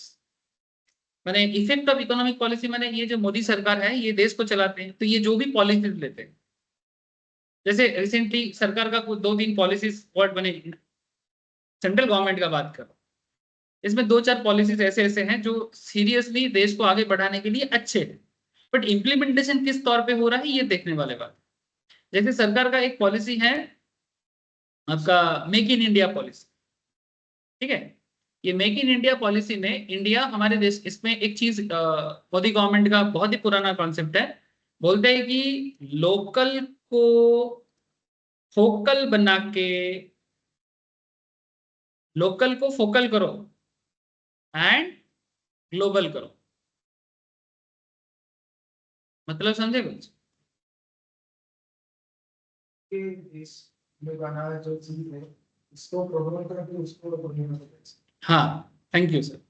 Local माने अपने लोकल एरिया में जो भी चीजें अवेलेबल है उसको फोकल करो। फोकल माने कंसंट्रेट करना। फोकल पॉइंट क्या होता है, इसको हम कंसंट्रेट करना चाहते हैं, तो लोकल को फोकल बना के ग्लोबल करना है। जैसे हमारे पास जो भी हमारे आसपास में है, हमें लगता है कि विदेशी चीज ही अच्छे होते हैं, ये हमारा मिसकॉन्सेप्शन है, बहुत गलत मिसकॉन्सेप्शन है।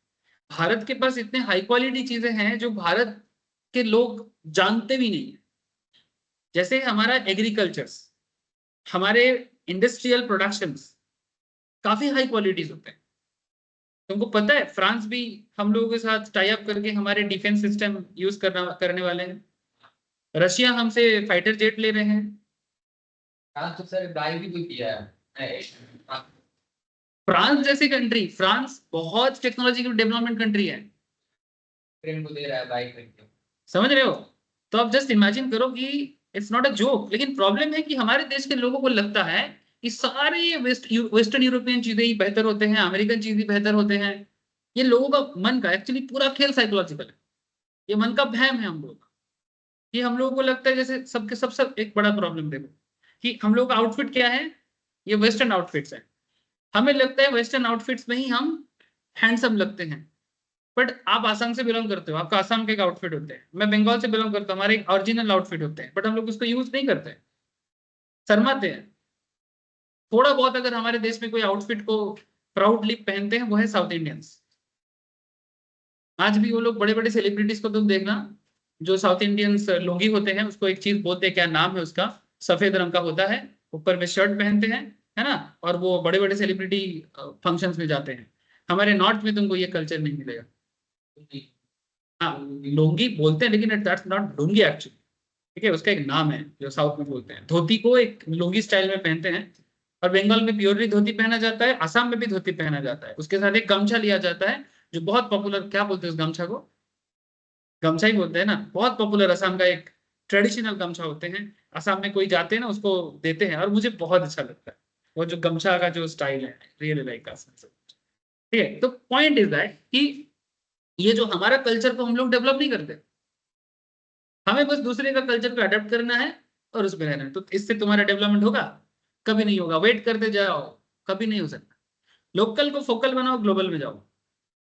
ये मोदी का अकेला का बात नहीं है, ये भारत के हर एक लोगों को समझना पड़ेगा, तब जाके ये देश का एक्चुअल डेवलपमेंट होगा, जो एक्चुअली में हो रहा है, बट बहुत स्लो है, बिकॉज अभी भी लोगों का दिमाग भूसा भरा हुआ है, साइकिल।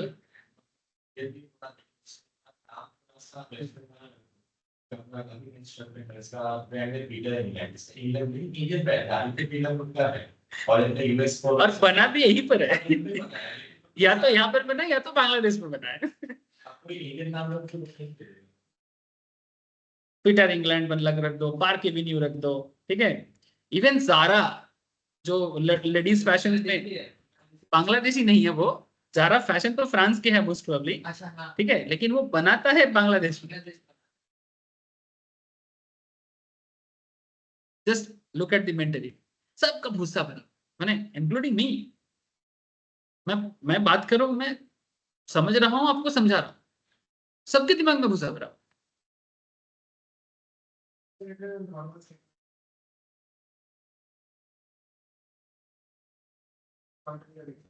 फॉरेन ब्रांड्स नहीं है वो, those all are Indian brands, नाम फॉरेन है। तुमको जो फॉरेन ब्रांड्स लगता है वो फॉरेन ब्रांड्स नहीं है, जैसे लिविस फिलिप्स और फिर DNG, ये सभी कपड़ा यहाँ बनता है। ब्रांड बाहर का है, वो इंडिया में ही बनाते हैं, यहीं के कारीगर से बनाते हैं, यहीं के मटेरियल्स यूज करते हैं, बाहर से कुछ नहीं मिलता। तुम्हें पता है ये जो इंग्लैंड का मैनचेस्टर बोल के एक जगह है, ठीक है, तो हमारे गुजरात का अहमदाबाद में भी कपड़ा बहुत अच्छा बनता है। तो अहमदाबाद को इंडिया का मैनचेस्टर कहा जाता है। ये ब्रिटिश लोगों ने अपने टाइम पे हमें सिखाया था कि Ahmedabad is known as the Manchester of India, लेकिन एक्चुअली ये गलत बात है। वहां का जो मैनचेस्टर है उसे इंडिया का अहमदाबाद बोलना चाहिए था। नहीं, मैं झगड़ा नहीं बोल रहा हूँ, क्योंकि एक्चुअल में उनके पास मिलता था पॉलिस्टर, और पॉलिस्टर कोई कपड़ा नहीं है।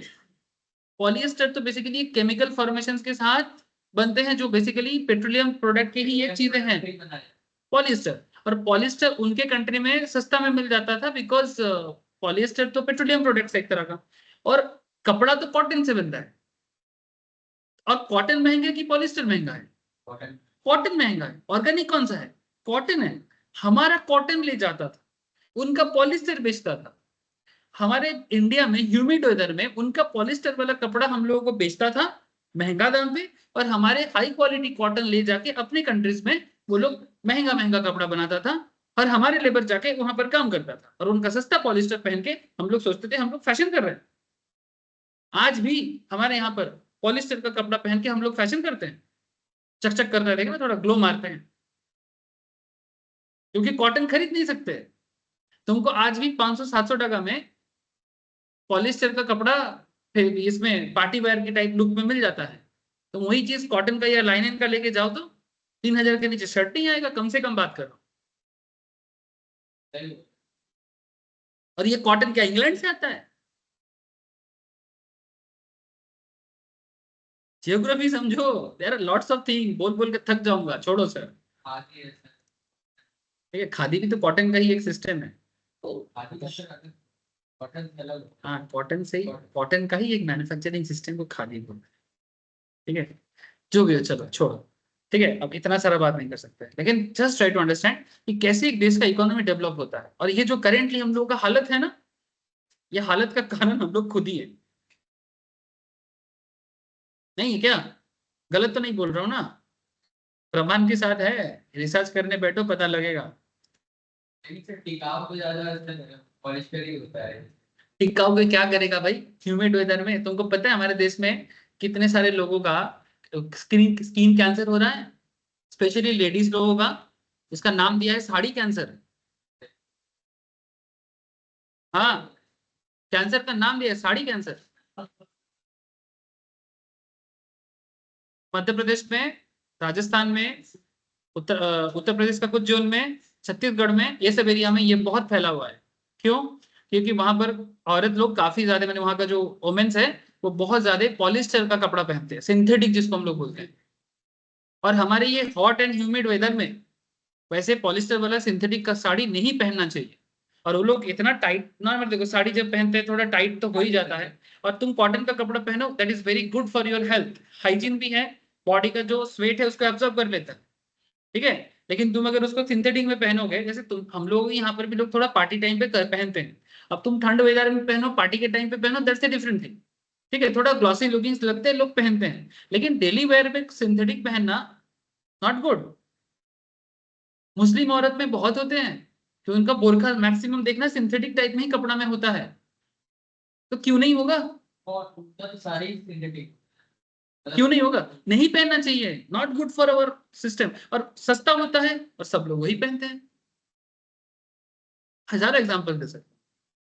स्किन कैंसर, साड़ी कैंसर नाम दिया इसका डॉक्टर, एक्चुअली स्किन कैंसर है। ये एक्चुअली में होता है ऐसे। हाँ होता है। अब तुम बोला ना सस्ता है, अब सस्ता का हिसाब भी देख लो।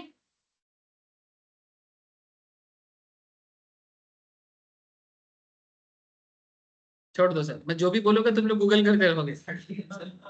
मिल गया ना? बाद में रिसर्च कर ले। ठीक है। हाँ? नहीं नहीं, मेरे बात पे विश्वास नहीं है, वो बेसिकली बात विश्वास करके ही सर्च कर रहा है, वो देखना चाहता है ताकि और नहीं नहीं, वो मुझे पता है, मेरे बात पे सब विश्वास करते हैं। इतना लॉयल्टी है मुझे पता है, विश्वास तो करेगा सबको, इतना मुझे पता है। और जानना बिल्कुल सर। अच्छा, however the accuracy of analysis related to national income accounting is only as accurate as the data collected। ये प्रॉब्लमेटिक है, ये प्रॉब्लम भी है कि हम लोग को पूछते हैं कि नेशनल इनकम काउंटिंग का प्रॉब्लम बताओ या नेगेटिविटी। डेटा कलेक्शन अगर गड़बड़ होगा, सर्वे गलत होगा, तो काउंटिंग गलत होगा और उसमें हिसाब किताब भी गलत होगा। ठीक है, मैनिपुलेशन हो सकता।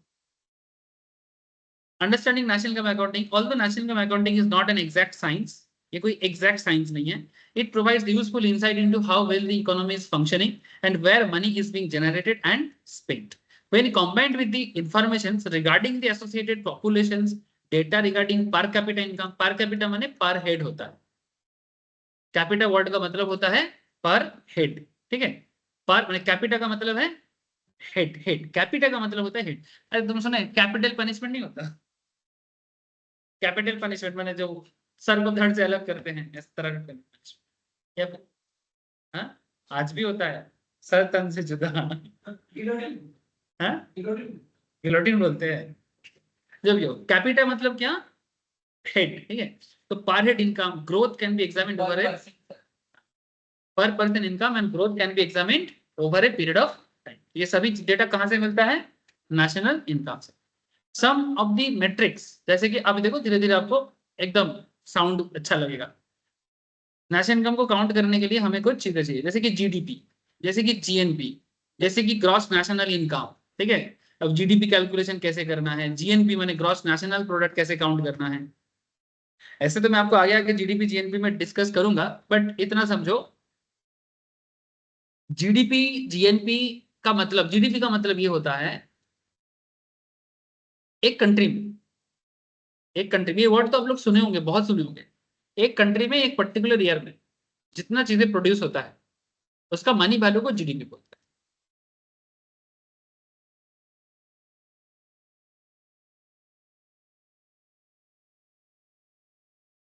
हाँ, अगर 10,000 करके, अगर 10 फुल मैन्युफैक्चर हो रहा है तो आप बोलोगे कि 1 लाख मेरा ग्रॉस डोमेस्टिक प्रोडक्ट।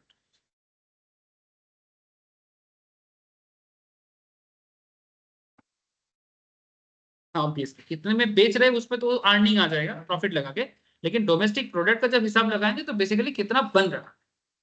ठीक है, नेशनल प्रोडक्ट में क्या हो जाएगा, एक्सपोर्ट इंपोर्ट का डेटा आ जाएगा। देश के अंदर जो बन रहा है उसमें कुछ चीजें एक्सपोर्ट होगा, कुछ चीजें इंपोर्ट होगा, तो वो एडजस्टमेंट करके नेशनल प्रोडक्ट आ जाता है। और जब ग्रॉस से डिप्रिसिएशन वगैरह को हटा दिया जाता है, क्योंकि कुछ ऐसे डिप्रिशिएट वगैरह होता है। डिप्रिसिएशन क्या होता है, ऐसे समय के साथ साथ नेचुरल वेयर एंड टियर में नष्ट होता है, खराब हो जाता है, तो उसका एडजस्टमेंट करके आपको मिलता है नेट नेशनल प्रोडक्ट या नेट डोमेस्टिक प्रोडक्ट। उसे एनडीपी या एनएनपी बोलते हैं। आगे आगे सब फॉर्मूला सिखाऊंगा, लेकिन अगर मतलब क्लियर हो जाए तो मेरा भी जरूरत नहीं है, बहुत आसान है। प्रॉब्लम है कि हम लोग सीधा फॉर्मूला में घुस जाते हैं। अब जो इतना देर से मैं इतना सारा कहानी सुना रहा हूं, ये आपके दिमाग को ओपन कर देगा कि आप क्या पढ़ रहे हो, उसके बारे में एक क्लियर आइडिया हो जाएगा। उसके बाद जब तुम फॉर्मूला देखोगे, तुम्हारे आंखों के सामने हर एक फॉर्मूला एकदम पिक्चर क्लियर करेगा। फॉर्मूला को रटो बाद में, समझो पहले। ठीक है, क्योंकि कॉन्सेप्ट से फॉर्मूला डेवलप होता है, फॉर्मूला से कॉन्सेप्ट नहीं।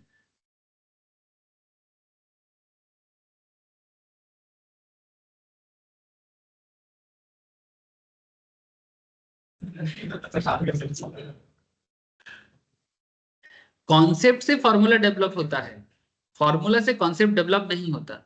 इस बात का मतलब समझे। न्यूटन, हाँ, विचार पहले आएगा, उसके बाद उस विचार को एक शॉर्टर फॉर्मेट में नोट डाउन करने का जो तरीका है उसे फॉर्मूला कहते हैं।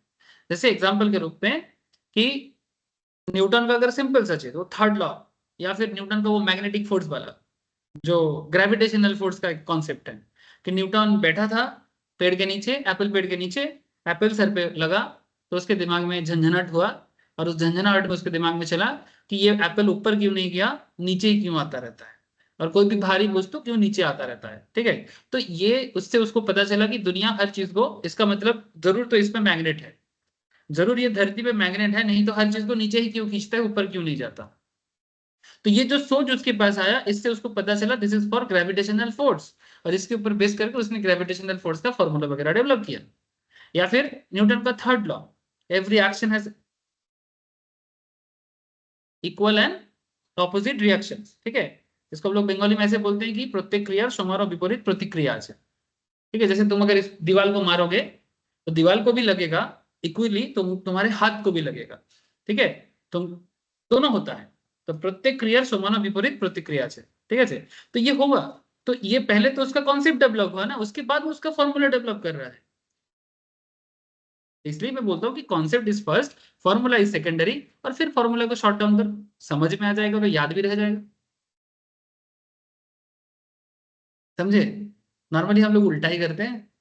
इस चैप्टर में 4 फॉर्मूला है, फॉर्मूला रट ले, यहीं से क्वेश्चन आएगा कॉन्सेप्ट का, ठेंगा। और ऐसा पढ़ते पढ़ते बुढ़ा हो गए सब,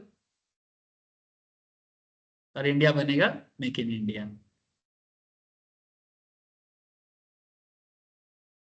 देखो, मोदी जी का सोच तो ठीक है, पर सोच का जड़ को पहले ठीक करना। लोकल को फोकल बना के ग्लोबल तो कर सकते हैं, लेकिन पहले लोकल चीज का कॉन्सेप्ट ही नहीं पता, तो फोकल कहाँ से आएगा और ग्लोबल कहाँ से होगा। अभी भी चाइनीज प्रोडक्ट पे ही डिपेंडेंट है हम लोग। इतना दिन से मोदी जी बोल तो रहा है इंडियन फोन कौन यूज करता है, ना तो आप यूज करते हो ना हम यूज करते हैं। नोकिया इंडिया का नहीं है, फिनलैंड।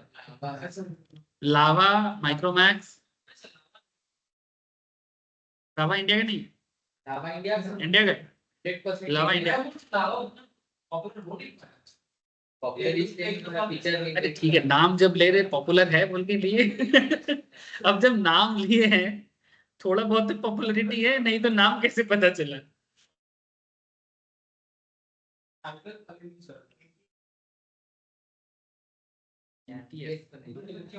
इंग्लिश का सेम ही आप हाँ सी वो ढाला ही होता है, फोन एंड ये सिम एक साथ। सबसे बढ़िया यही फोन लगा था फॉक्स नाम का 4 मिनट का फॉक्सकॉन, फॉक्स, फॉक्स वीओएक्स VOX, हाँ वो 4 सिम वाला आता था 4 सिम वाला। 4 तो क्या क्या नाम आ गया नेशनल इनकम को काउंट करने का। ये सभी नेशनल इनकम का ही एक एक पैरामीटर है, GDP, GNP and gross national income. The GDP is widely used for economic analysis and domestic level and represent the total market value of the goods and service produced within a specific nation over a selected period of time.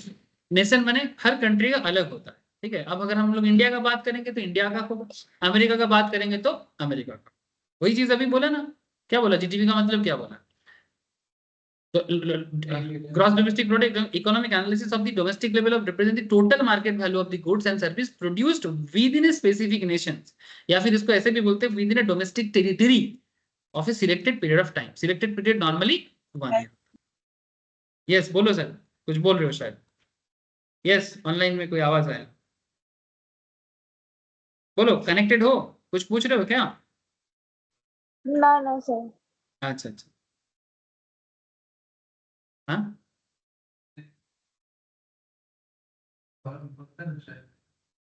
देखो, पढ़ ले। In the US में एक होता है कि bureau of economic analysis prepare से publish data, जैसे हमारे यहाँ पर इंडियन इकोनॉमिक ब्यूरो होता है, अमेरिका में अमेरिकन इकोनॉमिक ब्यूरो होता है, वो लोग यही सब चीजें करते हैं। ब्यूरो माने सरकारी अथॉरिटीज को ब्यूरो बोलते हैं, ठीक है। Examples of national income accounts published by bureau of economic affairs etcetera, domestic product and income, personal product and income, savings, investment, foreign transactions etcetera. Uses of national accounting, इसका क्या use है sir. Sir US में क्या होता है sir. क्या होता है, जैसे कि ये जो इकोनॉमिक एनालिसिस कर रहे हैं उसके लिए एक अथॉरिटी होते हैं, उसको बोलते हैं यूएस अकाउंट इकोनॉमिक ब्यूरोस, ठीक है। जैसे सीआईडी का ये होता है ना, CBI, central bureau agencies investigations, वैसे इकोनॉमिक ब्यूरो होते हैं जो इकोनॉमिक डेटा को कलेक्ट करते हैं, कैलकुलेट करते हैं, पब्लिश करते हैं। वैसे यूएस में होता है, ऐसे इंडिया में भी होता है। यहाँ पर यूएस का नाम दिया मैंने, इंडिया का नाम मुंह पे ले लिया। इसका कंसंट्रेट बहुत लैग करता है, तो सुनते सुनते कुछ और जगह में चला जाता है, फिर मेरे को डिस्टर्ब करने के लिए बीच में फिर से पूछता है। ये शेयर मार्केट का क्लास करते हैं, वहां पर भी मेरे को ऐसे तंग करता है, गाली भी खाता है लेकिन आदत नहीं पता।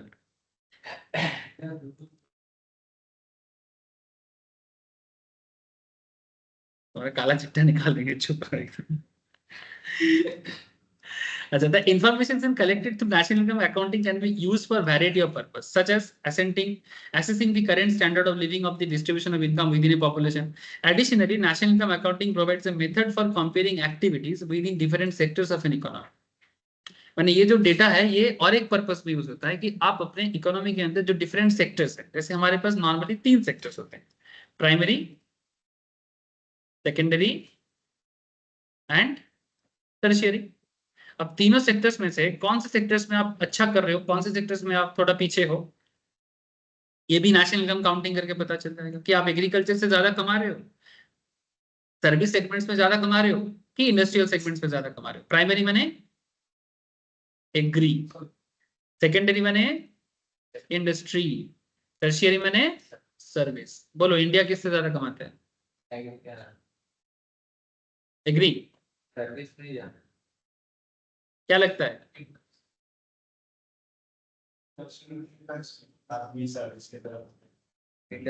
किससे ज्यादा कमाता है? Point to be noted. Secondary से कम, इंडिया किस सेगमेंट्स में ज्यादा कमाते हैं? फिर से रिपीट किया, डिफेंस नहीं। यहाँ पर 3 सेगमेंट्स है, अब उसके अंदर जो आता है डिफेंस से कमाता नहीं है, डिफेंस से गवाता है। अभी तो कुछ प्लान बनाना चालू किया, बहुत देरी है अभी। बोलो सर्विस से ज्यादा, टर्शियरी सर्विस, समझिए इंडिया सबसे ज्यादा सर्विस से कमाते हैं। तुम लोग जो एग्रीकल्चर के बारे में बात कर रहे हो ना, GDP bye sectors, GDP bye sectors, service से 53.3%।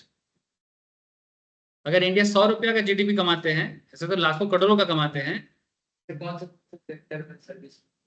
सर्विस बने जैसे आईटी, अच्छा IT, banking, finance, service. Bank जाते हो क्या है, प्रोडक्ट बेचता है क्या? अच्छा बैंक भी सर्विस में, हाँ, ये जो इंफॉर्मेशन सेक्टर 5 में क्या चलता है? IT company, service, TCS, Wipro, Infosys, Cognizant, Genpact, जो भी बाहर का कंपनीज भी काम करते हैं, टेक महिंद्रा, सारे के सारे, छोटा बड़ा और भी नाम है, एलटी माइंड्री, बहुत सारे हैं, अब नाम गिना के क्या करूंगा, छोड़ो। हाँ, डेलॉयट तो फाइनेंशियल सर्विस देते हैं, वो लोग बिग 4 हैं। और बाकी हमारे यहाँ पर चार्टर्ड फर्म, कॉस्ट फर्म, सब सर्विस, ठीक है, जिसका नाम इधर नहीं है, लॉ फर्म, सर्विस, ठीक है। मेनली आईटी, बैंकिंग, फाइनेंस, इस चीज में इंडिया वर्ल्ड में बहुत अच्छा परफॉर्म करता है एंड बेस्ट मान सकते हो। जब डेवलपमेंट का टाइम आया एशिया में, आफ्टर इंडिपेंडेंस का बात कर रहा हूँ, 1942 के बाद, या फिर आप बोल सकते हो कि आफ्टर इंडियन इंडिपेंडेंस, जब से दुनिया भर में एक शांति फैलना चालू हुआ। 42 में सेकेंड वर्ल्ड वॉर खत्म हुआ, 47 में इंडिया को इंडिपेंडेंस मिला, और ऑन दैट पीरियड से 1950s के बाद से पूरा दुनिया अपना अपना सिस्टम को रीबिल्ड करने का कोशिश किया, नॉट जस्ट इंडिया। उस टाइम पे दुनिया के हर एक कंट्री, बड़ा छोटा मजला जितना कंट्री, सब धीरे धीरे डेवलप हुआ। तो उस पीरियड के बाद 1980s के बाद से एशिया का 2 बिग हाथी, चाइना एंड इंडिया, अपना डेवलपमेंट का बेड़ा उठाया। 1980 के बाद से चाइना भी स्ट्रगल कर रहा था, इंडिया भी स्ट्रगल कर रहा था। इवन ब्रिटिश जाने के टाइम पे इंडिया का जीडीपी चाइना से बेहतर था। इवन ब्रिटिश जाने के बाद भी अगला 5-10 साल तक इंडिया का जीडीपी बेहतर था कंपेयर टू चाइना। लेकिन समय के साथ साथ चाइना और इंडिया के पास 2 उपाय था, क्योंकि डेवलप करना है। अब वेस्टर्न कंट्रीज के पास पैसा है और इसके पास ह्यूमन रिसोर्सेज है, मैंने मैन पावर है। चाइना के पास भी है, हमारे पास भी है, बट हमारा man power on that period of time में मूर्ख रह गया due to the great Jawaharlal Nehru.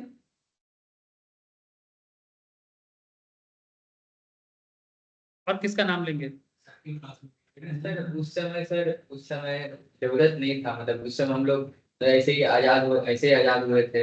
उसके बाद बहुत प्रॉब्लम था, अच्छा लीडर नहीं था, जिसके वजह से गड़बड़ भी जाता थे।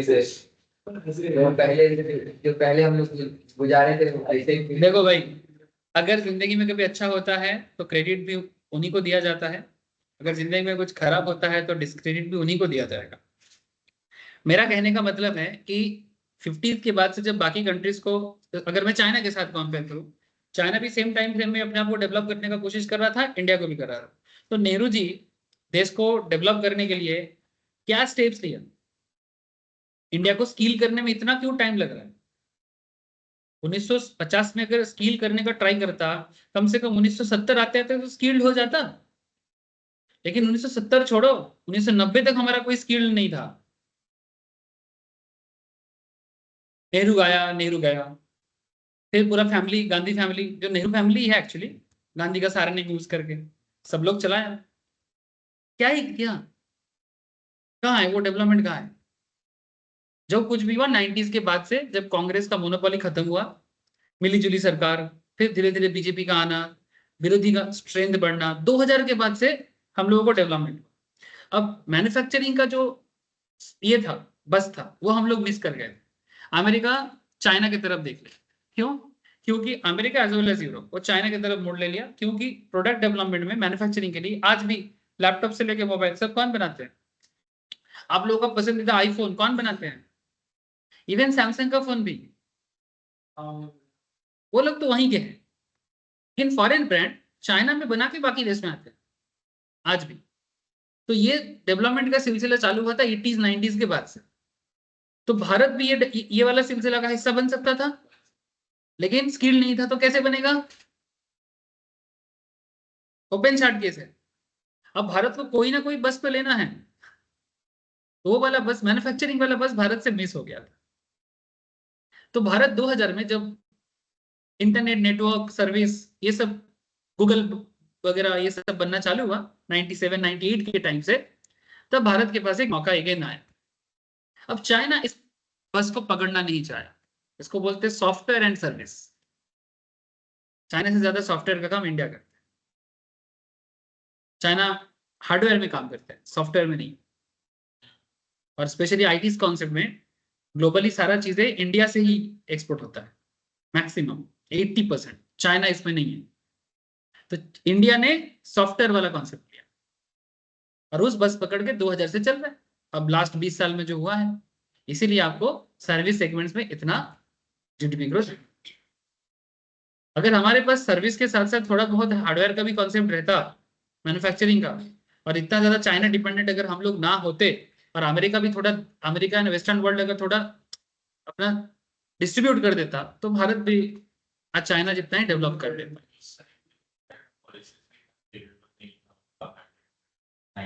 हाँ, यही तो मैं बोल रहा हूँ, फेवरेबल नहीं था, इसलिए तो 90s के बाद वाला बोला। इतना टाइम क्यों लग गया? अब इसका मैं डिस्क्रेडिट किसको दूं?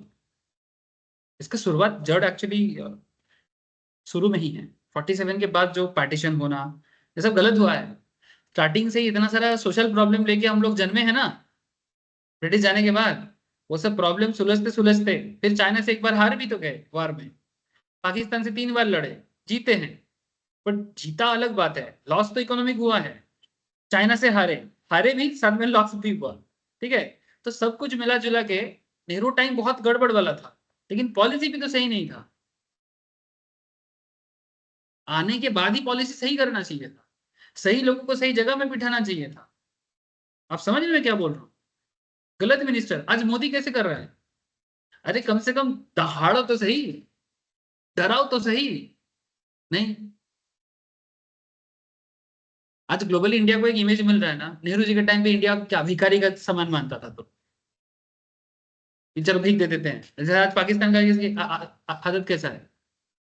लेकिन हमारे आज भी इकोनॉमी बहुत स्ट्रांग नहीं है, लेकिन दिखा ऐसे हम लोगों का इमेज बन रहा है कि जैसे हमें क्या लग रहा है, नहीं भाई इंडिया है।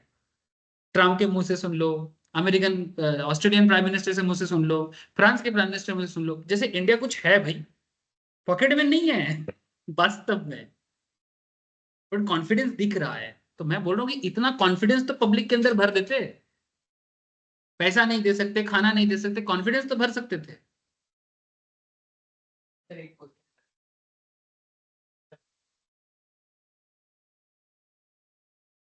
हाँ जल्दी बोल, जल्दी बोल। हाँ। तो वो तो सर हमारा तो ड्यूटी स्ट्रांग था, तो इसका मतलब सर हमारा इकोनॉमी भी स्ट्रांग था। नहीं सर, वो एक्चुअली कॉम्पेरेटिवली हो रहा है। उस टाइम पे अमेरिका के क्योंकि जब ब्रिटिश जा रहा था उस टाइम पे जो सिचुएशन था वो इकोनॉमिकली दिख रहा है स्ट्रांग है, लेकिन उसके बाद जब उसका यूज चालू हुआ, तो यूज चालू होने के बाद धीरे धीरे धीरे धीरे रुपये का स्ट्रेंथ क्या हुआ, बिगड़ता गया। और अमेरिका भी तो इतना डेवलपमेंट नहीं किया था, तो उसके कंपैरिजन में ठीक ठाक दिख रहा था। और सिर्फ रूपी और डॉलर का डिफरेंस ही कोई एकमात्र उपाय नहीं होता है, और भी उसका बहुत नियम। कॉम्प्लेक्स क्वेश्चन है, इसका जवाब अभी नहीं दे सकते। मैंने ये नहीं बोल रहा कि मैं दे नहीं सकता, लेकिन ये अलग चर्चा का विषय है। ये तुम लोग देख लिए, ठीक है।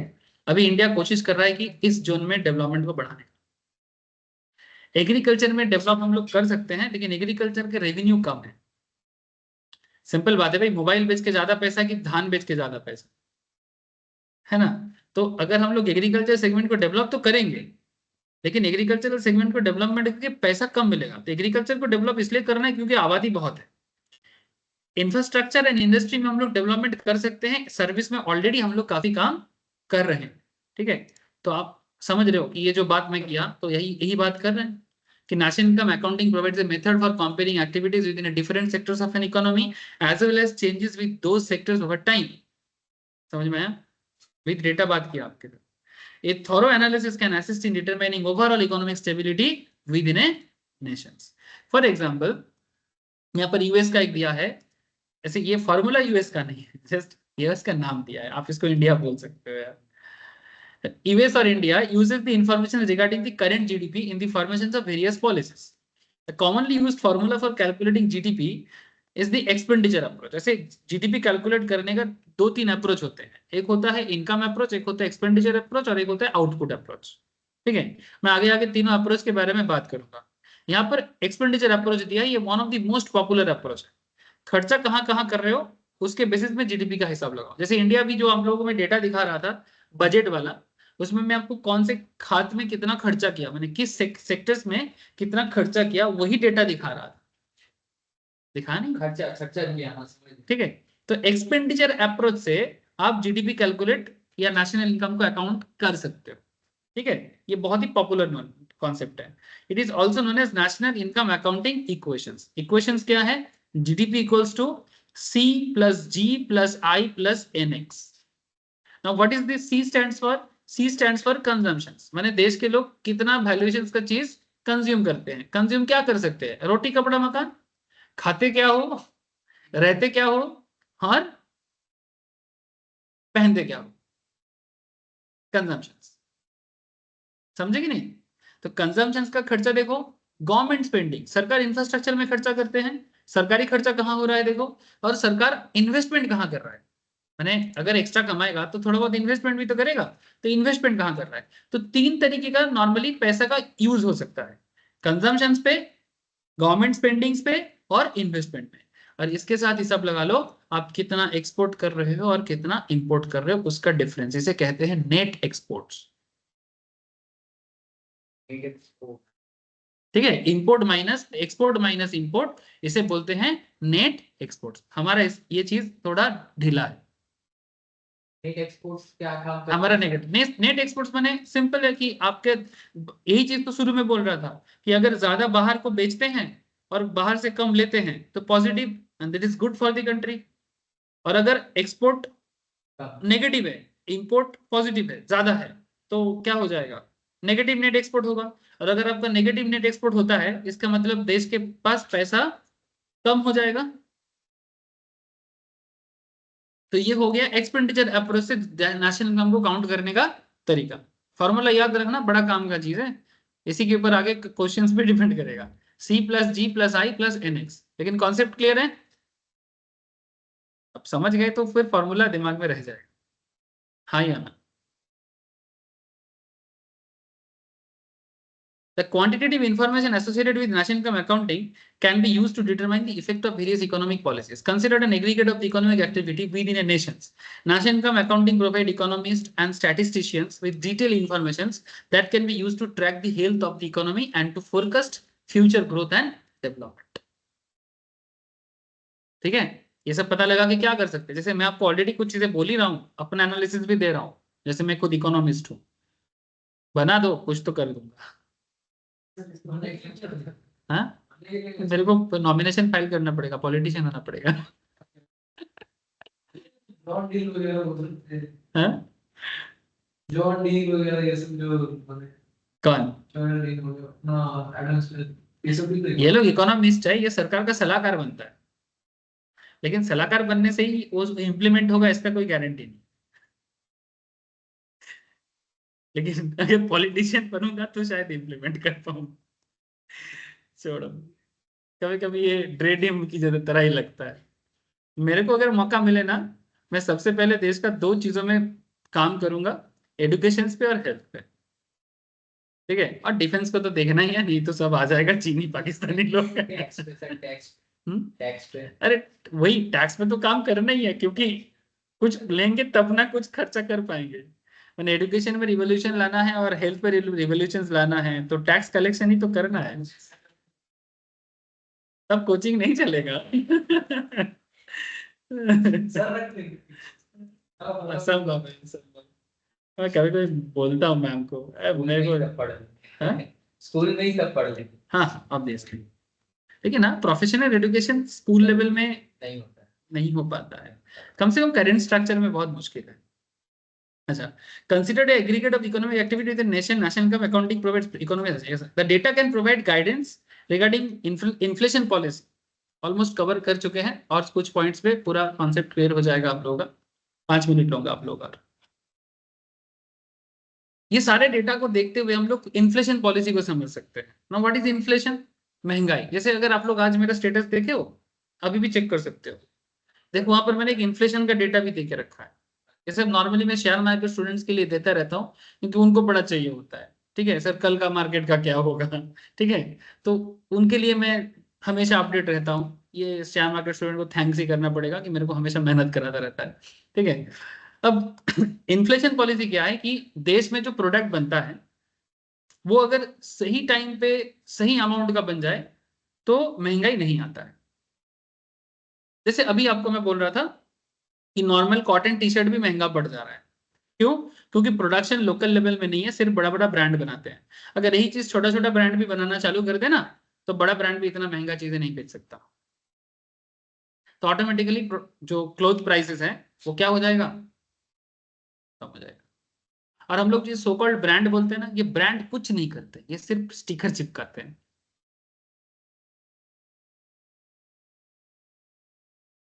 ब्रांड वैल्यू है, कुछ नहीं। तुम्हारे दिमाग में भूसा भरा गया, लिवाइस लिवाइस लिवाइस लिवाइस, ठीक है।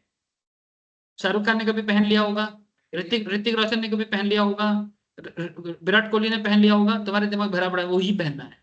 अरे भाई सेम डिजाइन पे अगर जीन्स मिल जाए, तुमको ब्रांड का क्या करना है, अचार डालना है क्या? तुमको तो अपना एक स्टाइल चाहिए कि भाई मैं ऐसा स्टाइल का चीज पहनता हूँ। तुमको स्टाइल का मिल जाए, ब्रांड का क्या करोगे? कपड़ा क्वालिटी चाहिए, मेरे को तो क्वालिटी चाहिए, फैब्रिक चाहिए मेरे को, जो फैब्रिक मेरे शरीर पे सूट करता है, स्टाइल ठीक लगता है, मुझे वो चाहिए। HRX का ब्रांड देख के क्या करूंगा?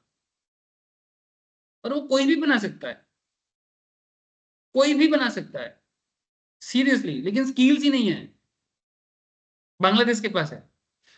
I am not joking. एक बहुत फेमस ब्रांड बने वैन हुसैन बोल के, वो बांग्लादेश का ब्रांड है। हाँ ये देखो, वैन हुसैन कॉटन प्रोडक्ट्स पे बहुत पॉपुलर ब्रांड है,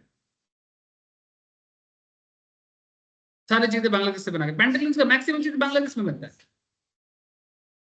और कपड़ा इंडस्ट्री है जो बांग्लादेश का जान है, और कुछ है नहीं उसका, और कुछ है नहीं, और वही बंद हो रहा है। और वो बंद होगा तो पूरा भारत के पास ही आएगा, इसलिए भारत के पास इतना स्किल्ड लेबर है, लेकिन और चाहिए, और भारत पूरा चाहता है, ठीक है।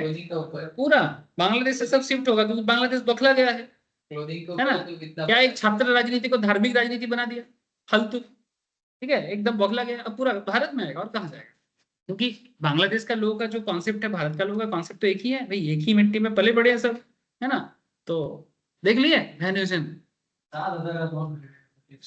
क्या? नहीं नहीं, सस्ता वाला भी होता है।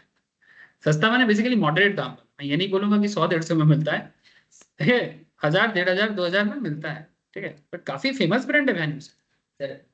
सर फ्लिपकार्ट में एक मॉडल आता है स्पॉइल ना, मटिया ब्रूजिंग सर, काफी ज्यादा सही ये सब हाँ मेटिया ब्रूजिंग, मटिया ब्रूजिंग ये भी सब ब्रांड एंड मिलता है, लिवाइस पिवाइस। हाँ हाँ 170 रुपए में नया जींस पा मिलता है, वो तो सर एकदम एकदम होलसेल प्राइस में, ऐसा प्राइस में, और वही से ना सर, वहीं से सब मॉल वाले लोग आता है, मतलब एकदम वो ओरिजिनल नहीं है एक्चुअली, असल ओरिजिनल नहीं पता है, वो सब रखते हैं। वो फैंसी मार्केट का बात कर रहे हैं। नहीं फैंसी मार्केट का नहीं सर, गपार मार्केट, एरिया मार्केट में से वो है।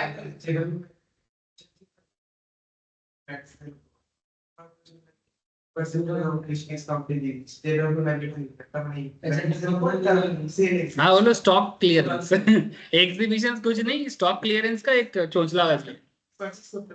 हाँ अरे भाई वो दाम सस्ताई है उसका, तुम लोग बात ही नहीं समझ रहे हो। हे पढ़ो तुम लोग, चलो आ जाओ। ये सुन लो, तो फिर इन्फ्लेशन पॉलिसी माने चीजें महंगा ना हो जाए। जैसे इस बार क्या हुआ है, बारिश बहुत ज्यादा हुआ है तो सब्जी वगैरह काफी महंगा हो गया है। तो गवर्नमेंट को इन्फ्लेशन पॉलिसी को कंट्रोल करने के लिए रेट कट वगैरह कंट्रोल करना पड़ता है कि इंटरेस्ट रेट कितना चले ना चले। मैंने ज्यादा इंटरेस्ट बढ़ा देने से ना लोगों का परचेसिंग पावर कम हो जाएगा, तो उसमें ऑटोमेटिकली परचेसिंग पावर कम होने जाने से एक प्रोडक्ट के पीछे बहुत सारा लोग जो पैसा लेके भाग रहा था वो कम भागेगा, और ऑटोमेटिकली चीजों का दाम बैलेंस रहेगा। इस तरह से इन्फ्लेशन को कंट्रोल किया जाता है इंटरेस्ट रेट के थ्रू से। सिंपल बात है, तुमको अगर बैंक से महंगा लोन मिलता है तो ऑब्वियसली तुम लोन लेने नहीं जाओगे।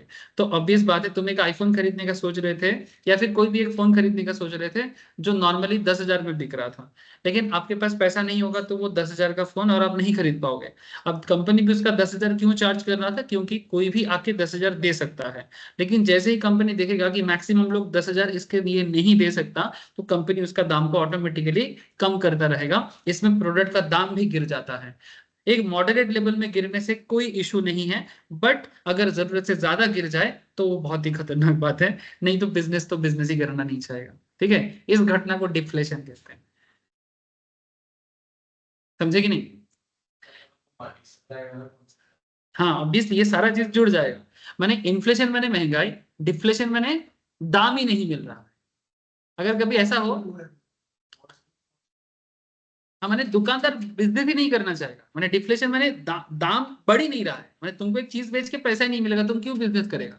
तो तुमको बैलेंस करना है, ना तो महंगा करना है ना तो सस्ता, मैंने एकदम एक्सट्रीम सस्ता करना है, तुमको मॉडरेट रखना है ताकि लोग भी एंजॉय करें, बिजनेसमैन का भी चले। बैलेंस अप्रोच, यही सब बातें आपको धीरे धीरे इस पूरा चैप्टर में धीरे धीरे पता लगेगा। The data is also used for, इसी को बोलते हैं मॉनेटरी पॉलिसी।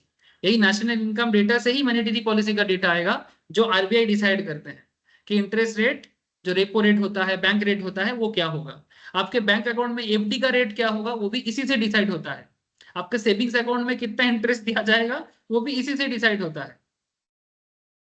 समझे? फिस्कल पॉलिसी, सरकार इनकम टैक्स लगाएगा कि नहीं लगाएगा, जीएसटी रेट बढ़ाएगा कि कम करेगा, ये भी इसी से डिसाइड होता है। फिस्कल पॉलिसी टैक्स पॉलिसी माने रेवेन्यू पॉलिसी होता है। फिस्कल का मतलब होता है फाइनेंशियल, उसमें सरकार अर्निंग करने के लिए टैक्स लगाता है या टैक्स कम करता है as per the need of the society, या सरकारी एक्सपेंडिचर को बढ़ाता है या कम करता है। That is also known as fiscal policy. The international monetary fund that is IMF, world bank या फिर economic cooperation and development OECD put together national income accounting information and publish it in the international parameters. National income का एक negativity है। क्या negativity है? कि sir ये GDP, एक इतना सारा अच्छा अच्छा बात कहा, एक नेगेटिव वर्ड से उनके घर जाओ। The accuracy of analysis related to national income accounting is only as accurate as the data collected. ये सबसे बड़ा प्रॉब्लम है। अगर डेटा में गड़बड़, डेटा में मैनिपुलेशंस, तो फिर जो आपको दिखा रहा है वो सही नहीं है। Failure to provide data in timely fashion can render it useless. अगर टाइम का चीज टाइम पे नहीं मिला तो यूजलेस डेटा है। And additionally certain data points are not examined such as the impact of underground economy और इलीगल प्रोडक्शंस, जो नेशनल इनकम के अंदर आता ही नहीं है। और हमारे देश में इलीगल कितने चीजें चलते हैं वी नो दैट।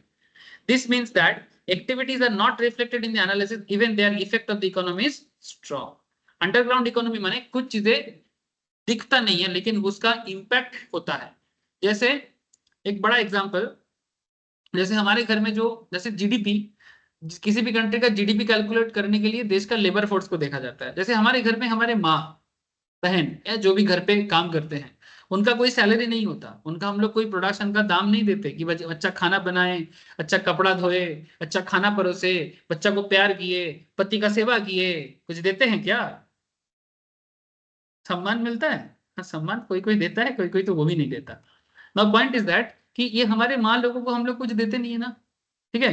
तो ये जीडीपी में कैलकुलेट नहीं होता, लेकिन इक्विवेलेंट जीडीपी आपको इक्विवेलेंट सुविधा देता है कि देश का एक अच्छा रेस्टोरेंट का खाना खा के भी जो सेटिस्फेक्शन आते हैं, उससे भी बेहतर सेटिस्फेक्शन माँ के हाथ का खाना खा के आते हैं। लेकिन ये भी तो इकोनॉमिक्स का सारा काम क्या है, ये एक सोशल साइंस है इकोनॉमिक्स, सोशल वेलफेयर के लिए है। तो सोशल वेलफेयर में से बहुत सारी चीजें हैं जो काउंट में ही नहीं आता।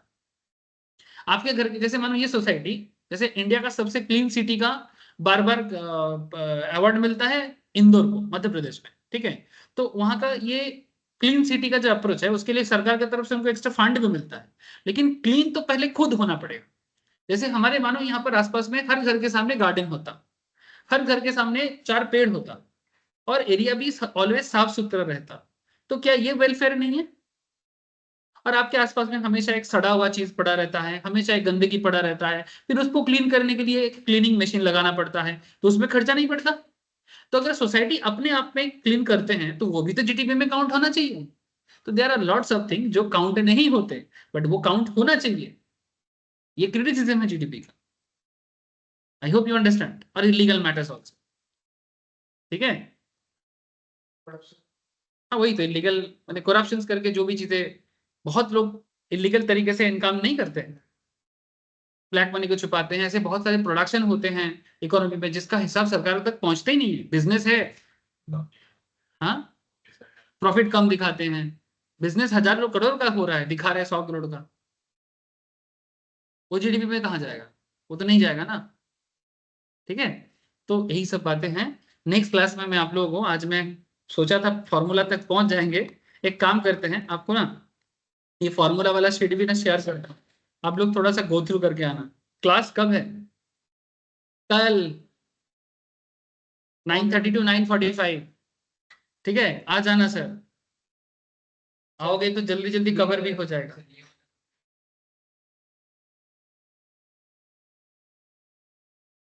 मैं दे दूंगा, भेजूंगा, ठीक है सर? आज इतना ही है, आज पूरा एक्चुअली ओवरव्यू दे दिया, कल से पूरा फॉर्मूलाज और क्वेश्चन आंसर पे बात करें, ठीक है? एक सेकंड, ये ऑनलाइन में सब समझ में आया कि नहीं आया? हाँ सर। ओके हाँ सर, सर। Yes sir. ठीक है sir, Yes, thank sir. You, फिर गुड नाइट, बाय